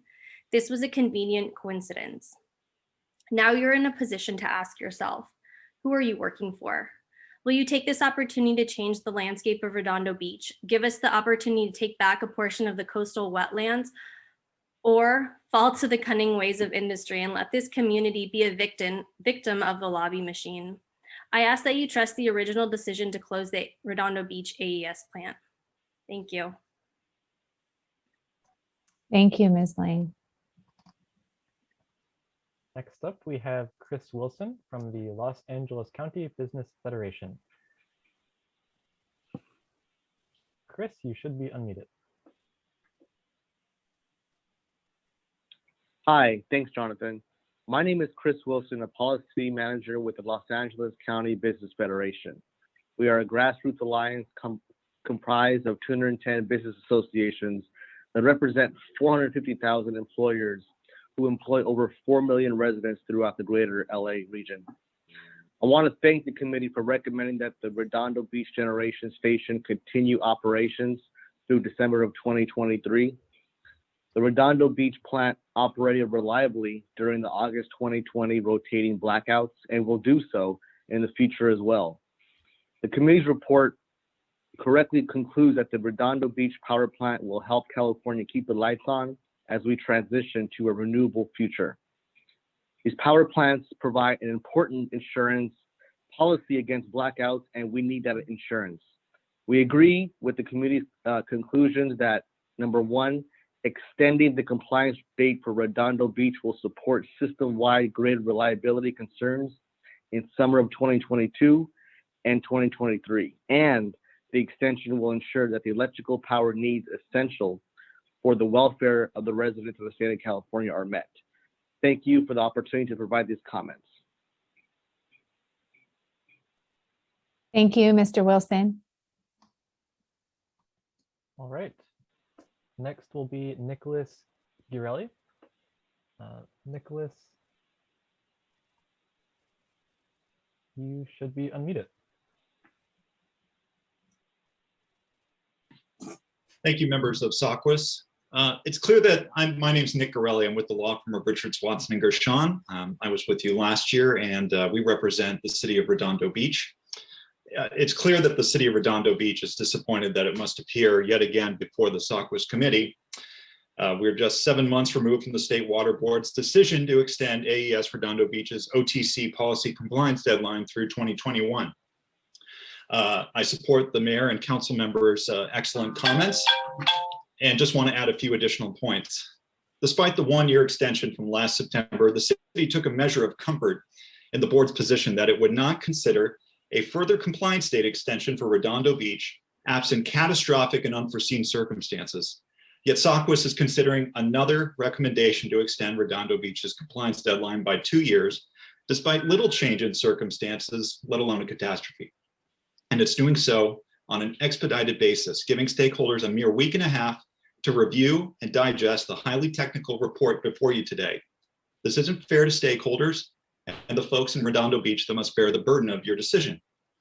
The Saqquis committee is not just an advisory body to the state board. Under the OTC policy, your decision today will carry significant weight. So it's important to give stakeholders the time and process due to them before you make a final decision. Moreover, we haven't actually seen the quarterly report that was submitted to the board on the 16th and given an opportunity to evaluate that. The draft Saqquis report does not support an extension, and it rejects the state board's clear direction to the Saqquis agencies. Importantly, in August 2020, CAISO at CPUC and CEC represented that they would only return to the state board with an extension request if the new reliability resource projects ordered by the CPUC were significantly delayed. The draft report does not demonstrate that such a delay is imminent, and we're not aware of any delays being reported by any agencies. We're still months away from the August 1st, 2021 deadline when at least 50% of those resources would be available. Instead, the Saqquis draft report provides another stack analysis, the same analysis CPUC considered in 2019 with little explanation why there is a need to extend Redondo Beach another 2 years. The CPUC ordered 2,475 megawatts of new capacity, and the 2,900 megawatts of previously extended OTC capacity is more than sufficient to cover the previously projected shortfall. Nothing in the draft report adequately explains what has changed from September 2020 to now. Furthermore, the draft report continues to omit any real effort to consider the continued impacts on water quality, biological resources, and air quality caused by the OTC policy extension. Simply assumes that the status quo may continue indefinitely without any real environmental impact. Meanwhile, the dense urban community surrounding the Redondo Beach generating station continues to bear the burden of these impacts. This is untenable. And today we learned that there's simply an expectation that the NPDES permit and TSO granted to AES will simply be allowed to be extended on an administrative basis. A TSO will simply be approved, and there will be no expectation that we'll figure out if there's been significant progress made in achieving final numeric effluent limits. The city of Redondo Beach has expended a considerable amount of resources in its effort to stop the public health and safety threat posed by the Redondo Beach generating station. The 60-plus-year-old plant has shown itself to be unreliable. It is time to shut it down and find other solutions. Therefore, we urge you to adopt the no action alternative 3 and revise it to reflect the realistic consequences of timely decommissioning the power plant. To the extent there are blackouts or brownouts this summer, it will not be the fault of shutting down this power plant. Thank you very much. Thank you, Mr. Gorelli. All right, and next in the queue is Mr. Robert Gaddis. And Mr. Gaddis, I apologize deeply. I accidentally skipped over you. So I will go ahead and unmute you now. Unmute. All right, my apologies in advance for any bandwidth issues that we encounter. They seem to be a bit spotty where I'm talking to you today. Committee members, ladies and gentlemen of the public, Robert Gaddis, a Redondo Beach resident. I'd like to discuss the AES pollution and some of the impacts on Redondo residents, especially our children. Can we go to slide 2, please? The densely populated area around Redondo Beach location has over 21,000 people living within a mile radius. Has been mentioned, it's 1950s technology, fossil fuel, and it puts hundreds of tons of dangerous pollutants into our air. And this is intensified by frequent marine layer generated inversions, which traps the plant's exhaust at ground level. Slide 3, please. One of our neighborhoods downwind from the power plant, less than a half mile away on a hill on the upper right of this satellite picture, is called Barrel Heights. I live in this neighborhood, which is especially impacted by the marine layer inversions. This neighborhood has 4 schools. First, the largest school in the region, Redondo Union High School, with 3,012 students. It's to the lower right. Next to Redondo Union High School's Paris Middle School with 1,200 students. Up the street is Barrel Heights Elementary School with 495 students and a smaller alternative school next door with 56 students. Additionally, there are 3 daycare facilities for dozens of toddlers, and there are 2 large facilities for elderly care, marked here as Silverado to the upper right, and Salvation Army, which is down to the lower left, right next to AES Redondo. All of these are within a half mile of the AES Redondo plant. Slide 4, please. As one might expect, the Barrel Heights neighborhood is especially sought after by young families who look forward to making their homes with a full range of schools within close walking distance for their kids. We also have many pregnant moms and babies, also babies in the neighborhood. Let's go to slide 5, please. So slide 5 and 6 is a list of the poisons that are being pumped out by hundreds of tons by the AES power plant. We can move forward to 6. This will just be there for the public record and for the commission members to look at offline. If we could go to slide 7 now. Attached are schedules showing the amount of pollutants generated by AES from 2016, 2018, the most recent numbers I have. South Coast Air Quality Management District generated these schedules. Please flash through this 8 and 9, slides 8 and 9. These again are for the committee members to peruse and for the public record. Please advance to slide 10. Starting with slide 10, I enumerate the horrific health effects that have been proven to children have been suffering from this and will continue if you're to extend the power plant. I see I'm at the end of my 3 minutes. I thank the commissioners. If you could skip to slide 12. I thank the commissioners for their time and effort, and please keep our community and our children in mind with your decision. Thank you. Thank you for your comments, Mr. Gaddis. All right, next in the queue, we have Jaleh Farouz, and you should be unmuted now.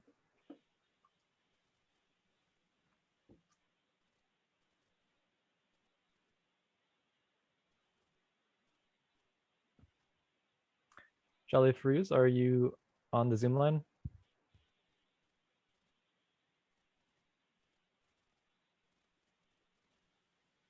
Okay, can you hear me? Yes. Okay, great. Right, apologize. Okay, good afternoon.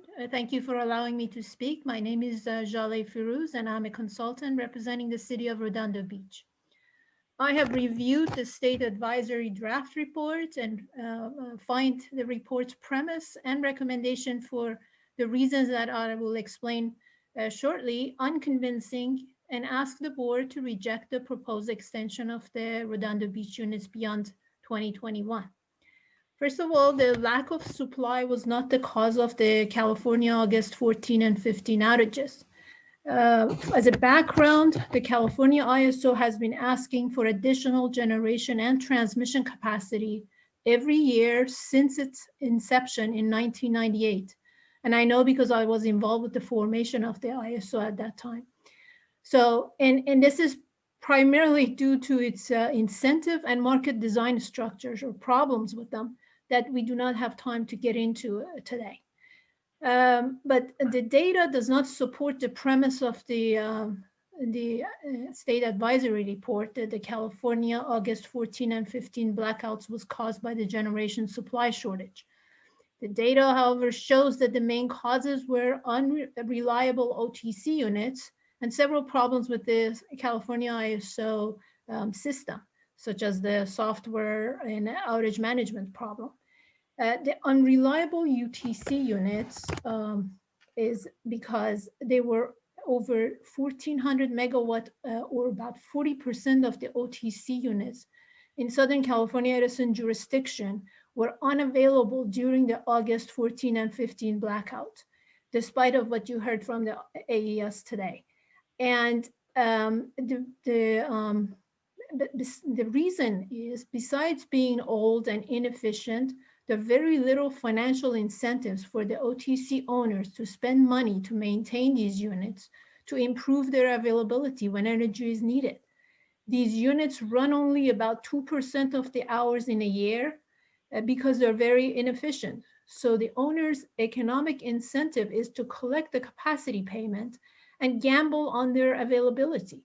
It doesn't make sense for a unit that's going to retire soon and is barely or may never be called on for them to spend money on making it available. So therefore, we're buying a phantom generation. We're actually paying for a phantom generation that may or may not be there. Another problem that caused the outage was the lax California ISO outage management, which allowed these units to be out during these peak demand periods. This is why the California ISO has recently proposed a series of outage management and generation performance incentives reforms that has some have already been approved by the board, and then the rest will be approved shortly by the California ISO board.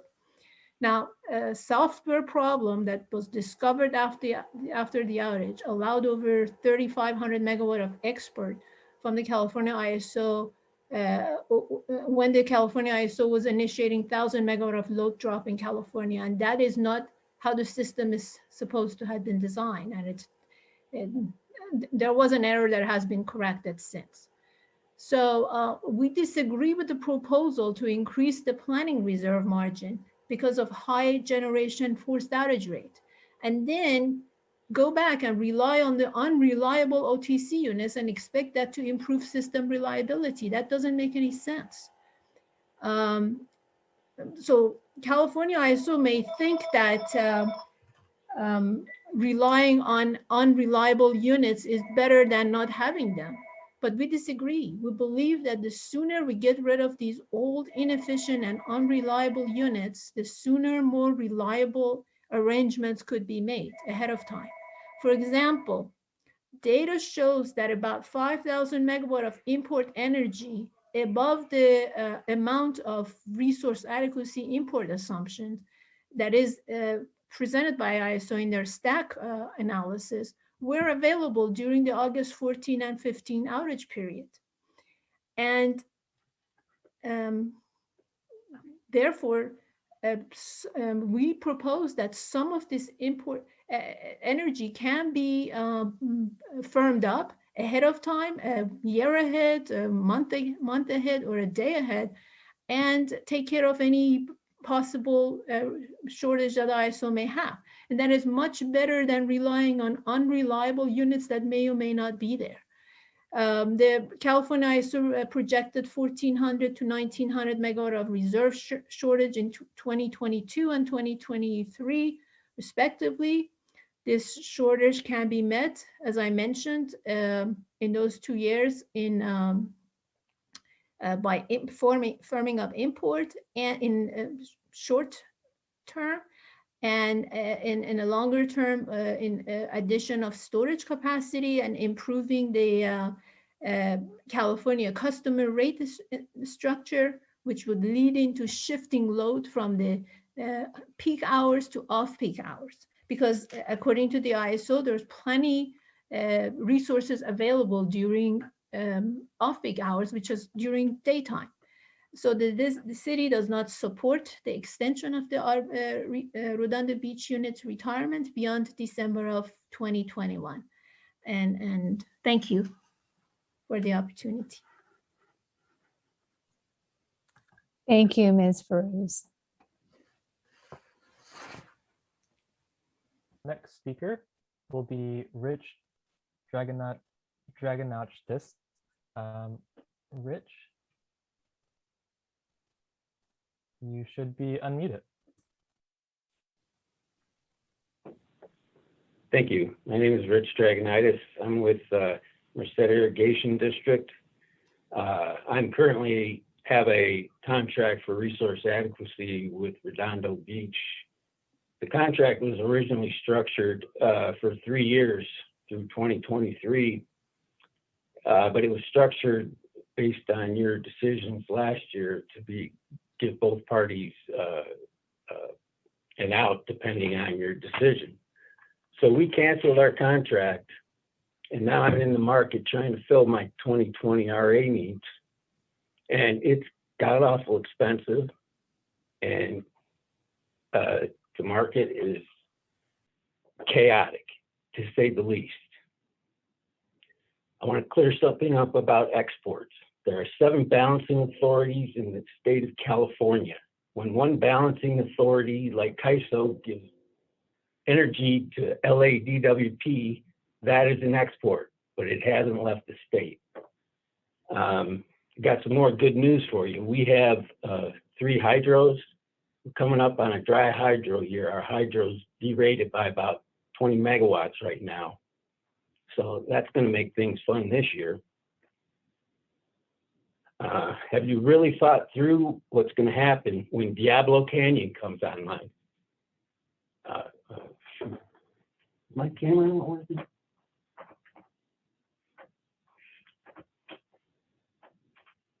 I'm sorry. I have a camera. Doesn't appear to be working. Whatever.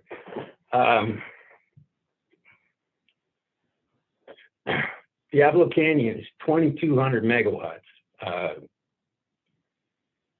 The state's going to be a whole lot, whole lot of hurt once those 2 go away. Batteries, I think they can play an important role, and I think the state needs to take a more diversified approach to their energy needs.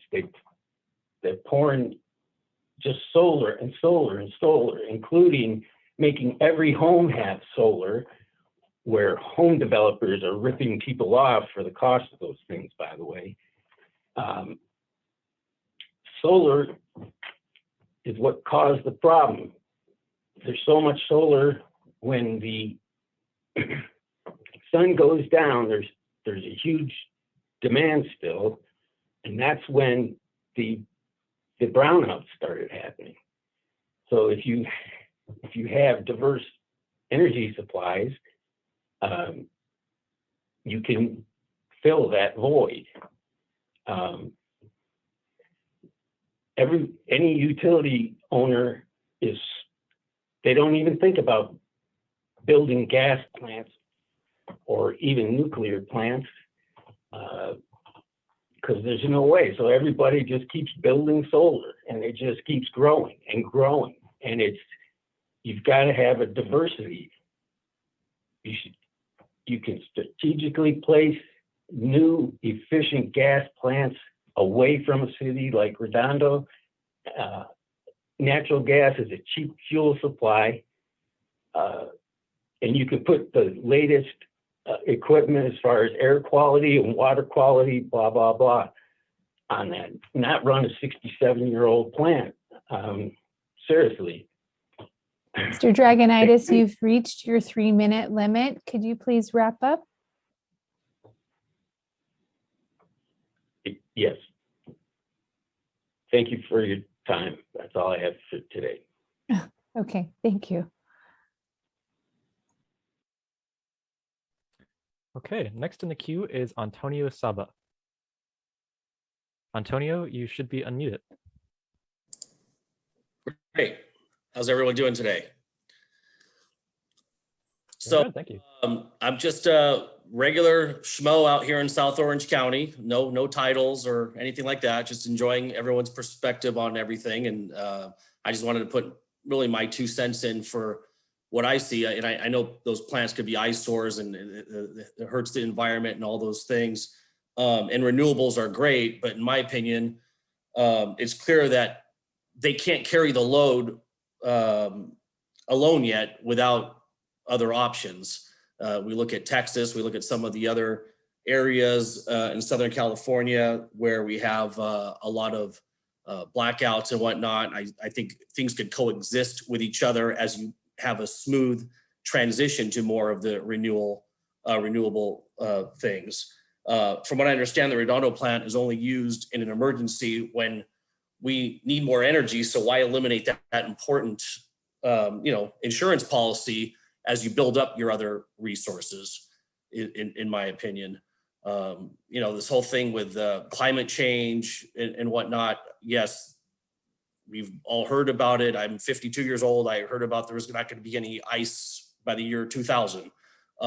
So things do change, the climate does change, but an all or nothing policy, in my opinion, isn't the best bet. So I think the staff recommendation of providing a 2-year extension is smart, because really, the most important thing is having some energy reliability until we can, feel more comfortable that the other sources are going to provide that without any type of outages. And that's really all I had to say.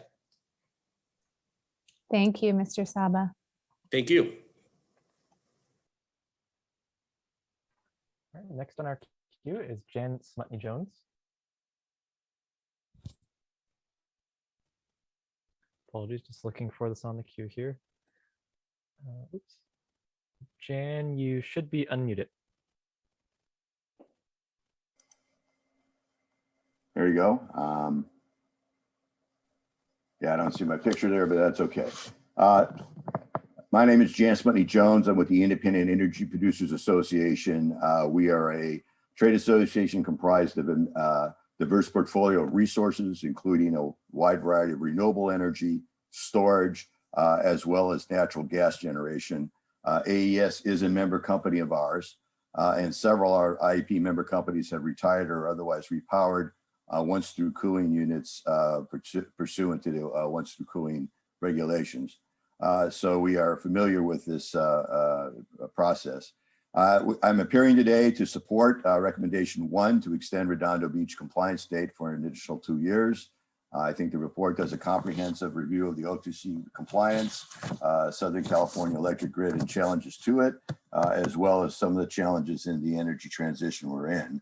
And specifically, quoting from the report, extending the compliance date for Redondo Beach would be responsive to supporting system-wide grid reliability concerns for the summer of 2022 and 2023 to ensure electric power needs essential for the welfare of residents of California are met. Essentially, we are buying insurance for some future uncertainty. I think it's been described, we had these events on August 14th and 15th that were experienced across the West in terms of the heat event. The rolling blackouts were not caused by solar, but however, they were caused by problem of the net peak, meaning the solar was not, the solar goes away about 5 and the net peak hits about 7. We are in transition. We did not have sufficient batteries or other resources to meet that. The Redondo Beach plant was dispatched and performed in those critical days. About 26,000 megawatts of natural gas generation was dispatched, meaning about 60% of the load on both of those days. So when I hear that the gas fleet was somehow not there, or this specific unit, I'm somewhat perplexed. In addition to that, I'll just point out there was a statement earlier that 40% of the OTC units weren't available. I'm not exactly sure where that data comes from. However, I'll point out if they were not available, they were also not emitting. So that I think resolves that concern. As the report summarizes, the PUC, Energy Commission, ISO have all been engaged in making improvements on the system. The ISO just yesterday adopted a number of procedures. The PUC has been very active in moving forward with doing some additional procurements. And the report basically states the additional 834 megawatts from Redondo Beach would help keep meet demand and significantly offset system-wide grid shortfalls should they become a reality. This is a prudent recommendation. The 3 units at Redondo Beach have a capacity factor of about 2% in 2019, which suggests they are only running when they're needed. As the report points out, the retirement of the other once-through cooling units and songs has accelerated the environmental benefits associated with the original O2C compliance schedule. So that issue seems to be being dealt with. So the California energy sector has made great progress in meeting climate change goals. It's now about 38% below CO2 levels from 1990. And this has been done by reducing coal imports, modernizing the gas fleet, and adding significant renewables. While the gas fleet is producing less midday, which is absolutely true, it's been displaced by solar, it has been proven critical in meeting peak demand in the evening ramp. Redondo Beach has played an important role in meeting this need when the grid has been stressed. Again, if it's not needed, it won't be running. We encourage you to adopt the recommendation 1 for extending the compliance deadline until December 31, 2023. It is prudent in insurance. And again, if it's not needed, it won't be running, but we do have significant uncertainties coming forward. It looks like a dry hydro year. There's always uncertainties with respect to other resources such as Diablo Canyon and maybe other resources out there for next summer. So the idea is to have sufficient resources to meet these future contingencies. So we'd encourage you to adopt recommendation 1. Thank you. Thank you, Mr. Smutney Jones. Okay, and then we have our final 3 commenters on the queue here. This will be Miriam Ranville, followed by Cindy Hench, followed by Paula Gaddis. If your name was not on that list and you're participating in the meeting and would like to make a comment, please send me a chat. All right, so Miriam Ranville. I will go ahead and unmute you.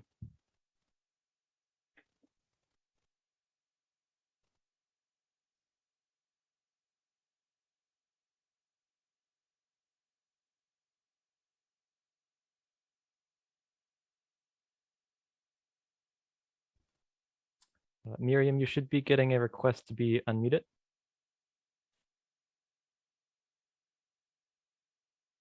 All right, we will go ahead and move on to our next commenter. Miriam, if you're on the line and would like to make a comment, please send me a chat. So next up will be Cindy Hench. Cindy, you should be unmuted. Thank you. California has already retired numerous power plants that were sorely needed for reliability. And now we're paying the price for it. Many of the same mistakes, making those same mistakes is really the definition of insanity. I'm in full support of the staff report that encourages you to act responsibly by putting the needs of the entire region ahead of those of the residents who just they don't want a power plant in their backyard. The extreme heat that we experienced last summer is likely to become common, unfortunately. Likewise, the devastating wildfires we experience every year are nothing new, and we would expect to have more of them in the future.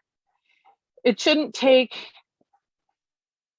a whole lot of thinking to recognize the fact that other states won't sell us their power when everybody's experiencing extreme heat. So why would we even consider closing a plant that's used for backup and emergencies when it makes the difference between having power and not having power? We need a system that will operate effectively in the future, and that will take into account situations we absolutely know that we will experience. The plan certainly includes renewables, but you don't just flip the switch like it's a light switch. It takes time to do that, and it makes sense to keep a plant like this open as an insurance policy until those renewables are in place and functioning. But until that happens, I think that taking this plant out of service before 2023 is guaranteeing that we're going to have blackouts in the coming years, and that's really shocking for this region and our country.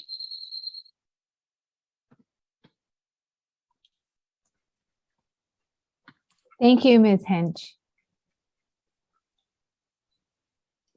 Next on the line, we will have Paula Garez. I'm not seeing Paula's name. So Paula, if you're on the line and would like to make a comment, please send me a chat. And also we have a request from Miss Melanie Cohen to speak in official capacity for the Sierra Club Palos Verdes and South Bay. Chair, I will defer this to you. Ms. Cohen made some comments earlier, is that right? This is correct. Yeah, sure. If representing those entities, I think we can make note of that. Okay. Melanie Cohen, I will go ahead and unmute you.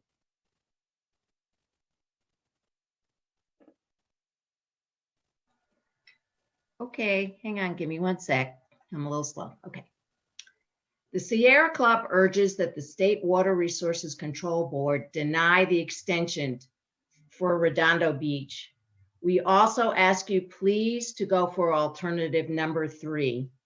As you know, once through cooling mangles and cooks marine life to cool the power plant, and it's past time that it ends. As well as impact on marine life, this power plant, built in the 50s, produces significant amounts of air pollution and contributes to global warming. The air pollution from this old plant spews into the most densely populated region of the South Bay, with over 21,000 people per square mile living in Hermosa Beach and 11,000 people per square mile in Redondo. This plant also pollutes the air of neighboring cities of Manhattan Beach, Torrance, Gardena, Hawthorne, Compton, and the Palos Verdes Peninsula, and ultimately the rest of the Los Angeles air basin. No one has brought up this point today of cumulative pollution. It's been determined also that the AES site contains a rare wetland, and it's a historic site by the State Lands Commission number 373, and shutting down the plant and restoring the area to a natural condition would be a rare opportunity to restore coastal wetlands. It would turn a highly polluting area into a carbon sink because wetlands are effective at capturing and storing carbon. Retiring the AES plant and restoring coastal wetlands will also improve ocean water quality, help protect marine life, and provide needed habitat for migrating birds along the Pacific Flyway. That is exactly why the Sierra Club mission states to explore, enjoy, and protect the wild places of the earth, to practice and promote the responsible use of the Earth's ecosystems and resources, to educate and enlist humanity to protect and restore the quality of the natural and human environment, and to use all lawful means to carry out these objectives. The Palos Verdes South Bay Regional Group of the Sierra Club has over 4,000 members, many of whom surf, swim, hike, and enjoy watching our great Pacific Ocean, like the millions of people in the Los Angeles basin. Thank you. Thank you, Ms. Cohen. Okay, and it looks like Paula Gares has returned. Paula Gares, if you're on the line, I'm going to unmute you.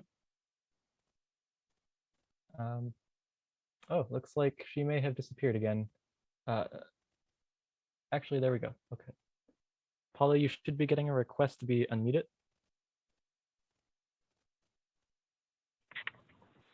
Hello? Hi, we can hear you. Hi, sorry, thank you. I had some technical difficulties and had to switch. Committee members, thank you for letting me speak today. I'm calling to encourage you to keep the AES power plant open through 2023 or until we know that that the power grid is reliable. Our number one issue should be making sure everyone has power when they need it. It shouldn't matter if it's hot outside or where the wildfires are or when the sun goes down or the wind stops blowing. The Redondo Beach plant is a critical piece in making sure we have energy when we need power in Los Angeles. Every summer we have to brace for power outages, and there are still people who say we should reduce the amount of energy we create and things will be better. I don't think so. Redondo is a plant that hardly ever runs if we don't need it, so why is this even a question? Why would we take it offline until we know renewables we can rely on renewables to do the job? I think if it, like an insurance policy, we hope we don't need it, but if we do, we're sure glad that it's there for us. Thank you so much for your time today. Thank you, Ms. Gares. Do we have any other commenters, Jonathan? It looks like we don't have any more commenters who registered. If there's anyone else on the line who has not had a chance to make a comment and would like to comment, please raise your hand using the Zoom function now. And if there are no more commenters, we will move on to one written comment. Kat, I believe you have this ready. Hi.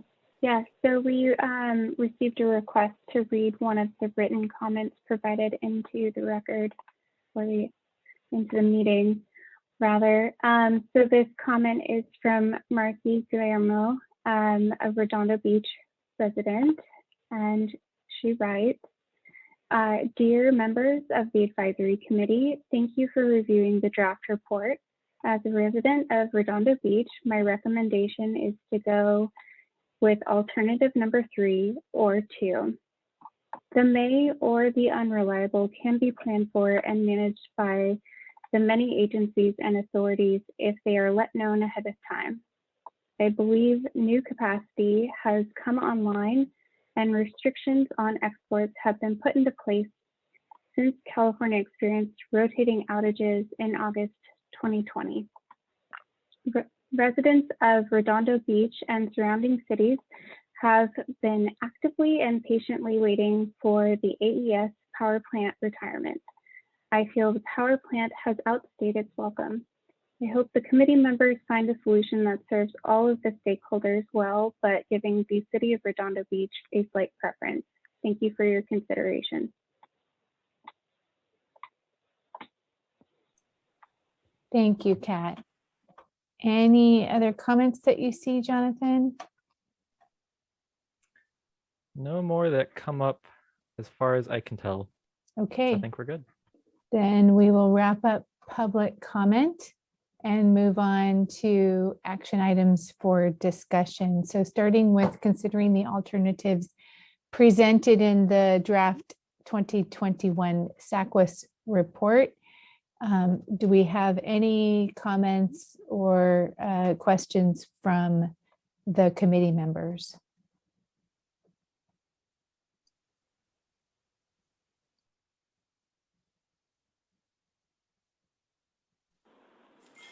Karen, I have, Neil, I'll let you go first. Oh, sorry. Yes, sorry, Ed. Yes, it's Neil here. I was double muted. I think the one issue I would just like the staff to discuss in a bit more detail is I did hear comments saying that there was the view that the need analysis was tied to a 1 in 30 event, and that the perhaps some of the unit generation that's already under development hasn't been taken into account.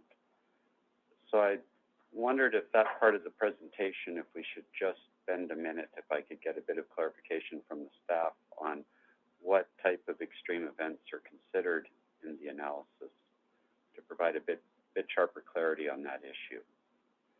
Would that be a fair question?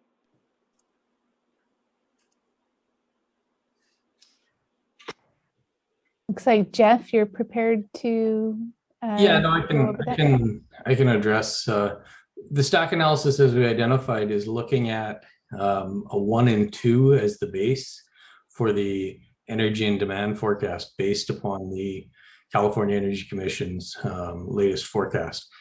And in the PRM, that's where we've identified the 15% includes 6% for operating reserves and 9% for load variability plus forced outage components.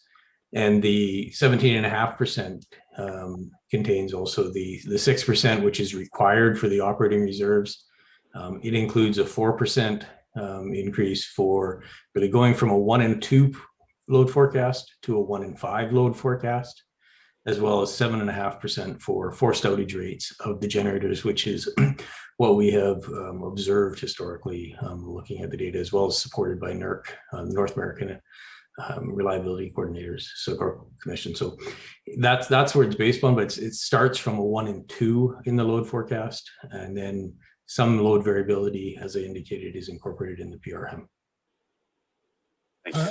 In terms of the resources, the stack analysis assumes that all of the resources that have been already authorized by the commission, including the 3,300 megawatts, well, the portion of the 3,300 megawatts that are scheduled to come online each year, which are almost entirely, as I mentioned earlier, storage resources, speaking to the commenter who suggested that we look at adding storage. We're actually adding quite a bit of storage over the next few years. So that's all assumed. And then those different hatched marks in the stack analysis, one of them did include the emergency procurement proceeding megawatts as well. Arguably optimistic 1,500 megawatts, given that some of these are going to be new and experimental programs. And the storage you're referring to is battery storage, correct? Thank Correct.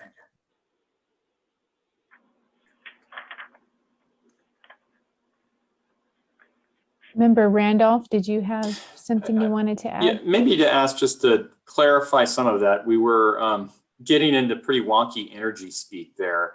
And so just let me repeat it and just correct me if I've got this wrong.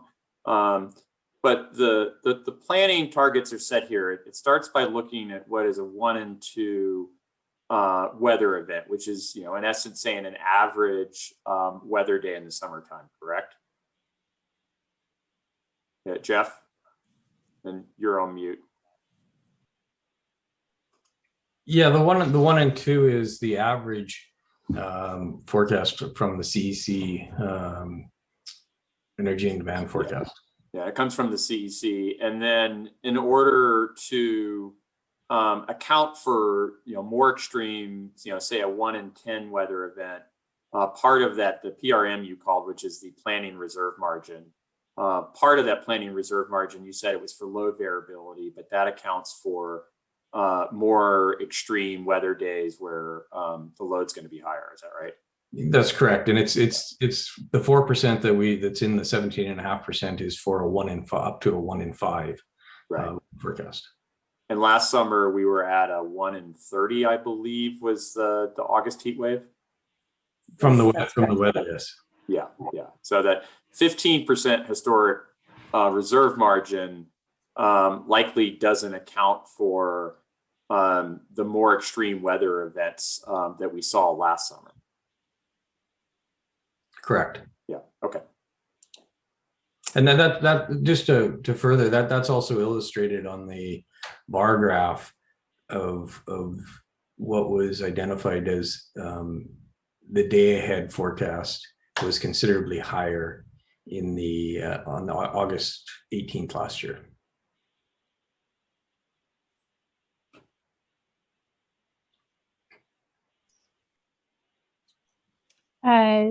Member Lester, you have your hand up. Go ahead. Yes, thank you, Madam Chair. Just following up on some of that, what other alternatives were considered during preparation of the report, other than the 3 that are in the report? For instance, the recommendations in the final root cause analysis report, if those are implemented as proposed in that report, how much would they ease the concerns identified in the Saqquis report? Does that make sense?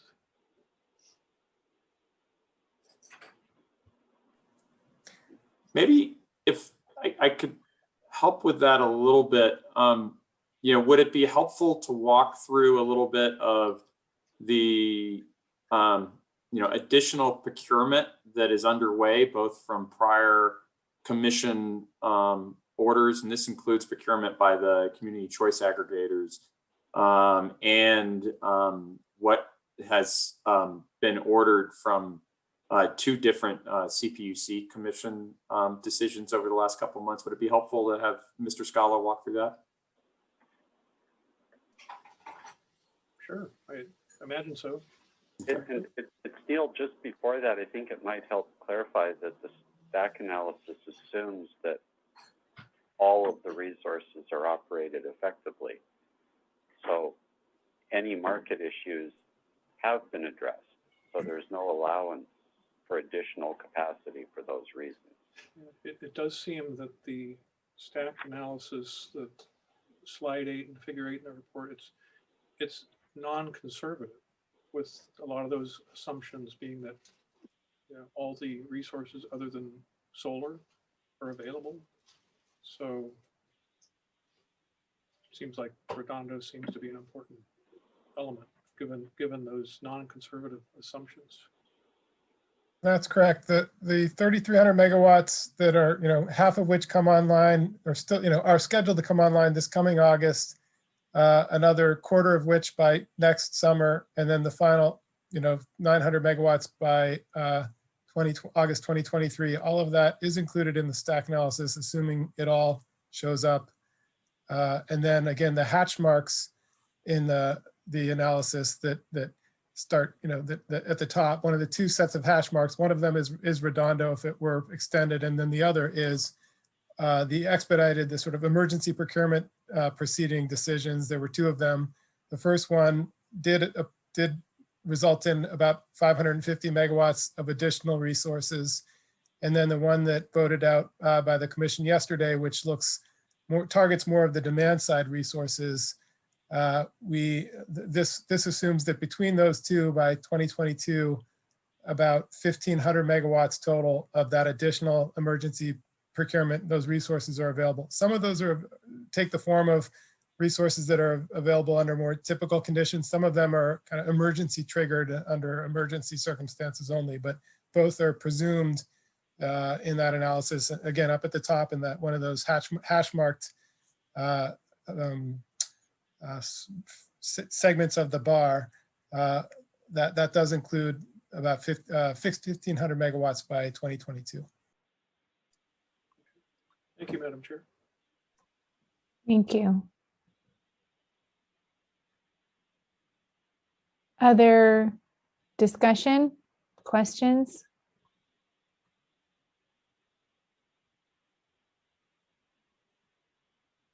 I don't see any additional questions. Are there other questions about grid reliability issues? Any other discussion items that folks want to bring up before we move to potential motion?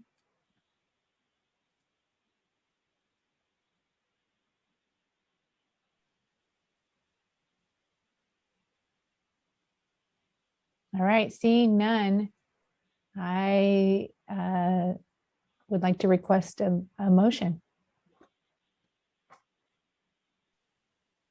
I will move that we adopt recommendation 1. Do I have a second? Go ahead, Marley. Karen, can I just go ahead and suggest that the motion be to approve the draft report with the revisions that staff presented to you? Thank you. So I move we approve. Phrase it again for me, please. That approve the staff report with the recommendation.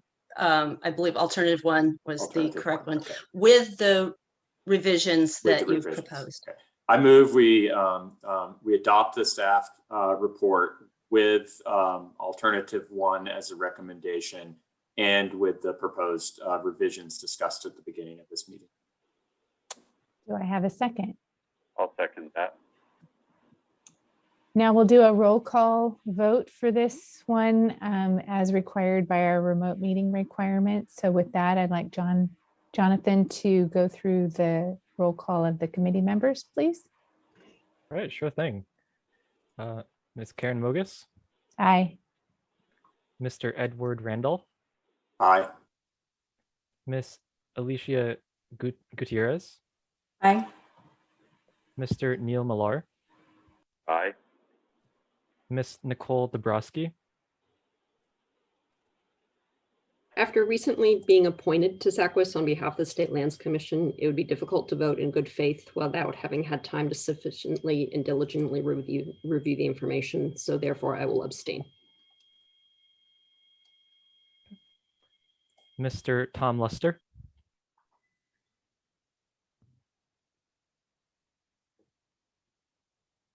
Mr. Tom Luster, Sorry, aye. and Miss Carrie Bylan. Aye. All right, that is all Saqquis members. All right, thank you, Jonathan. Motion carries.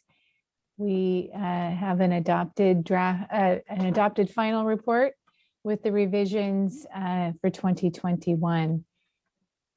At this point, I would like to open the floor to the public to make any comments on any items that are not on the agenda. And if you have any comments, please raise your hand. Seeing no hands raised, then we will move to, I'll entertain a motion to adjourn this meeting of the Saqquis.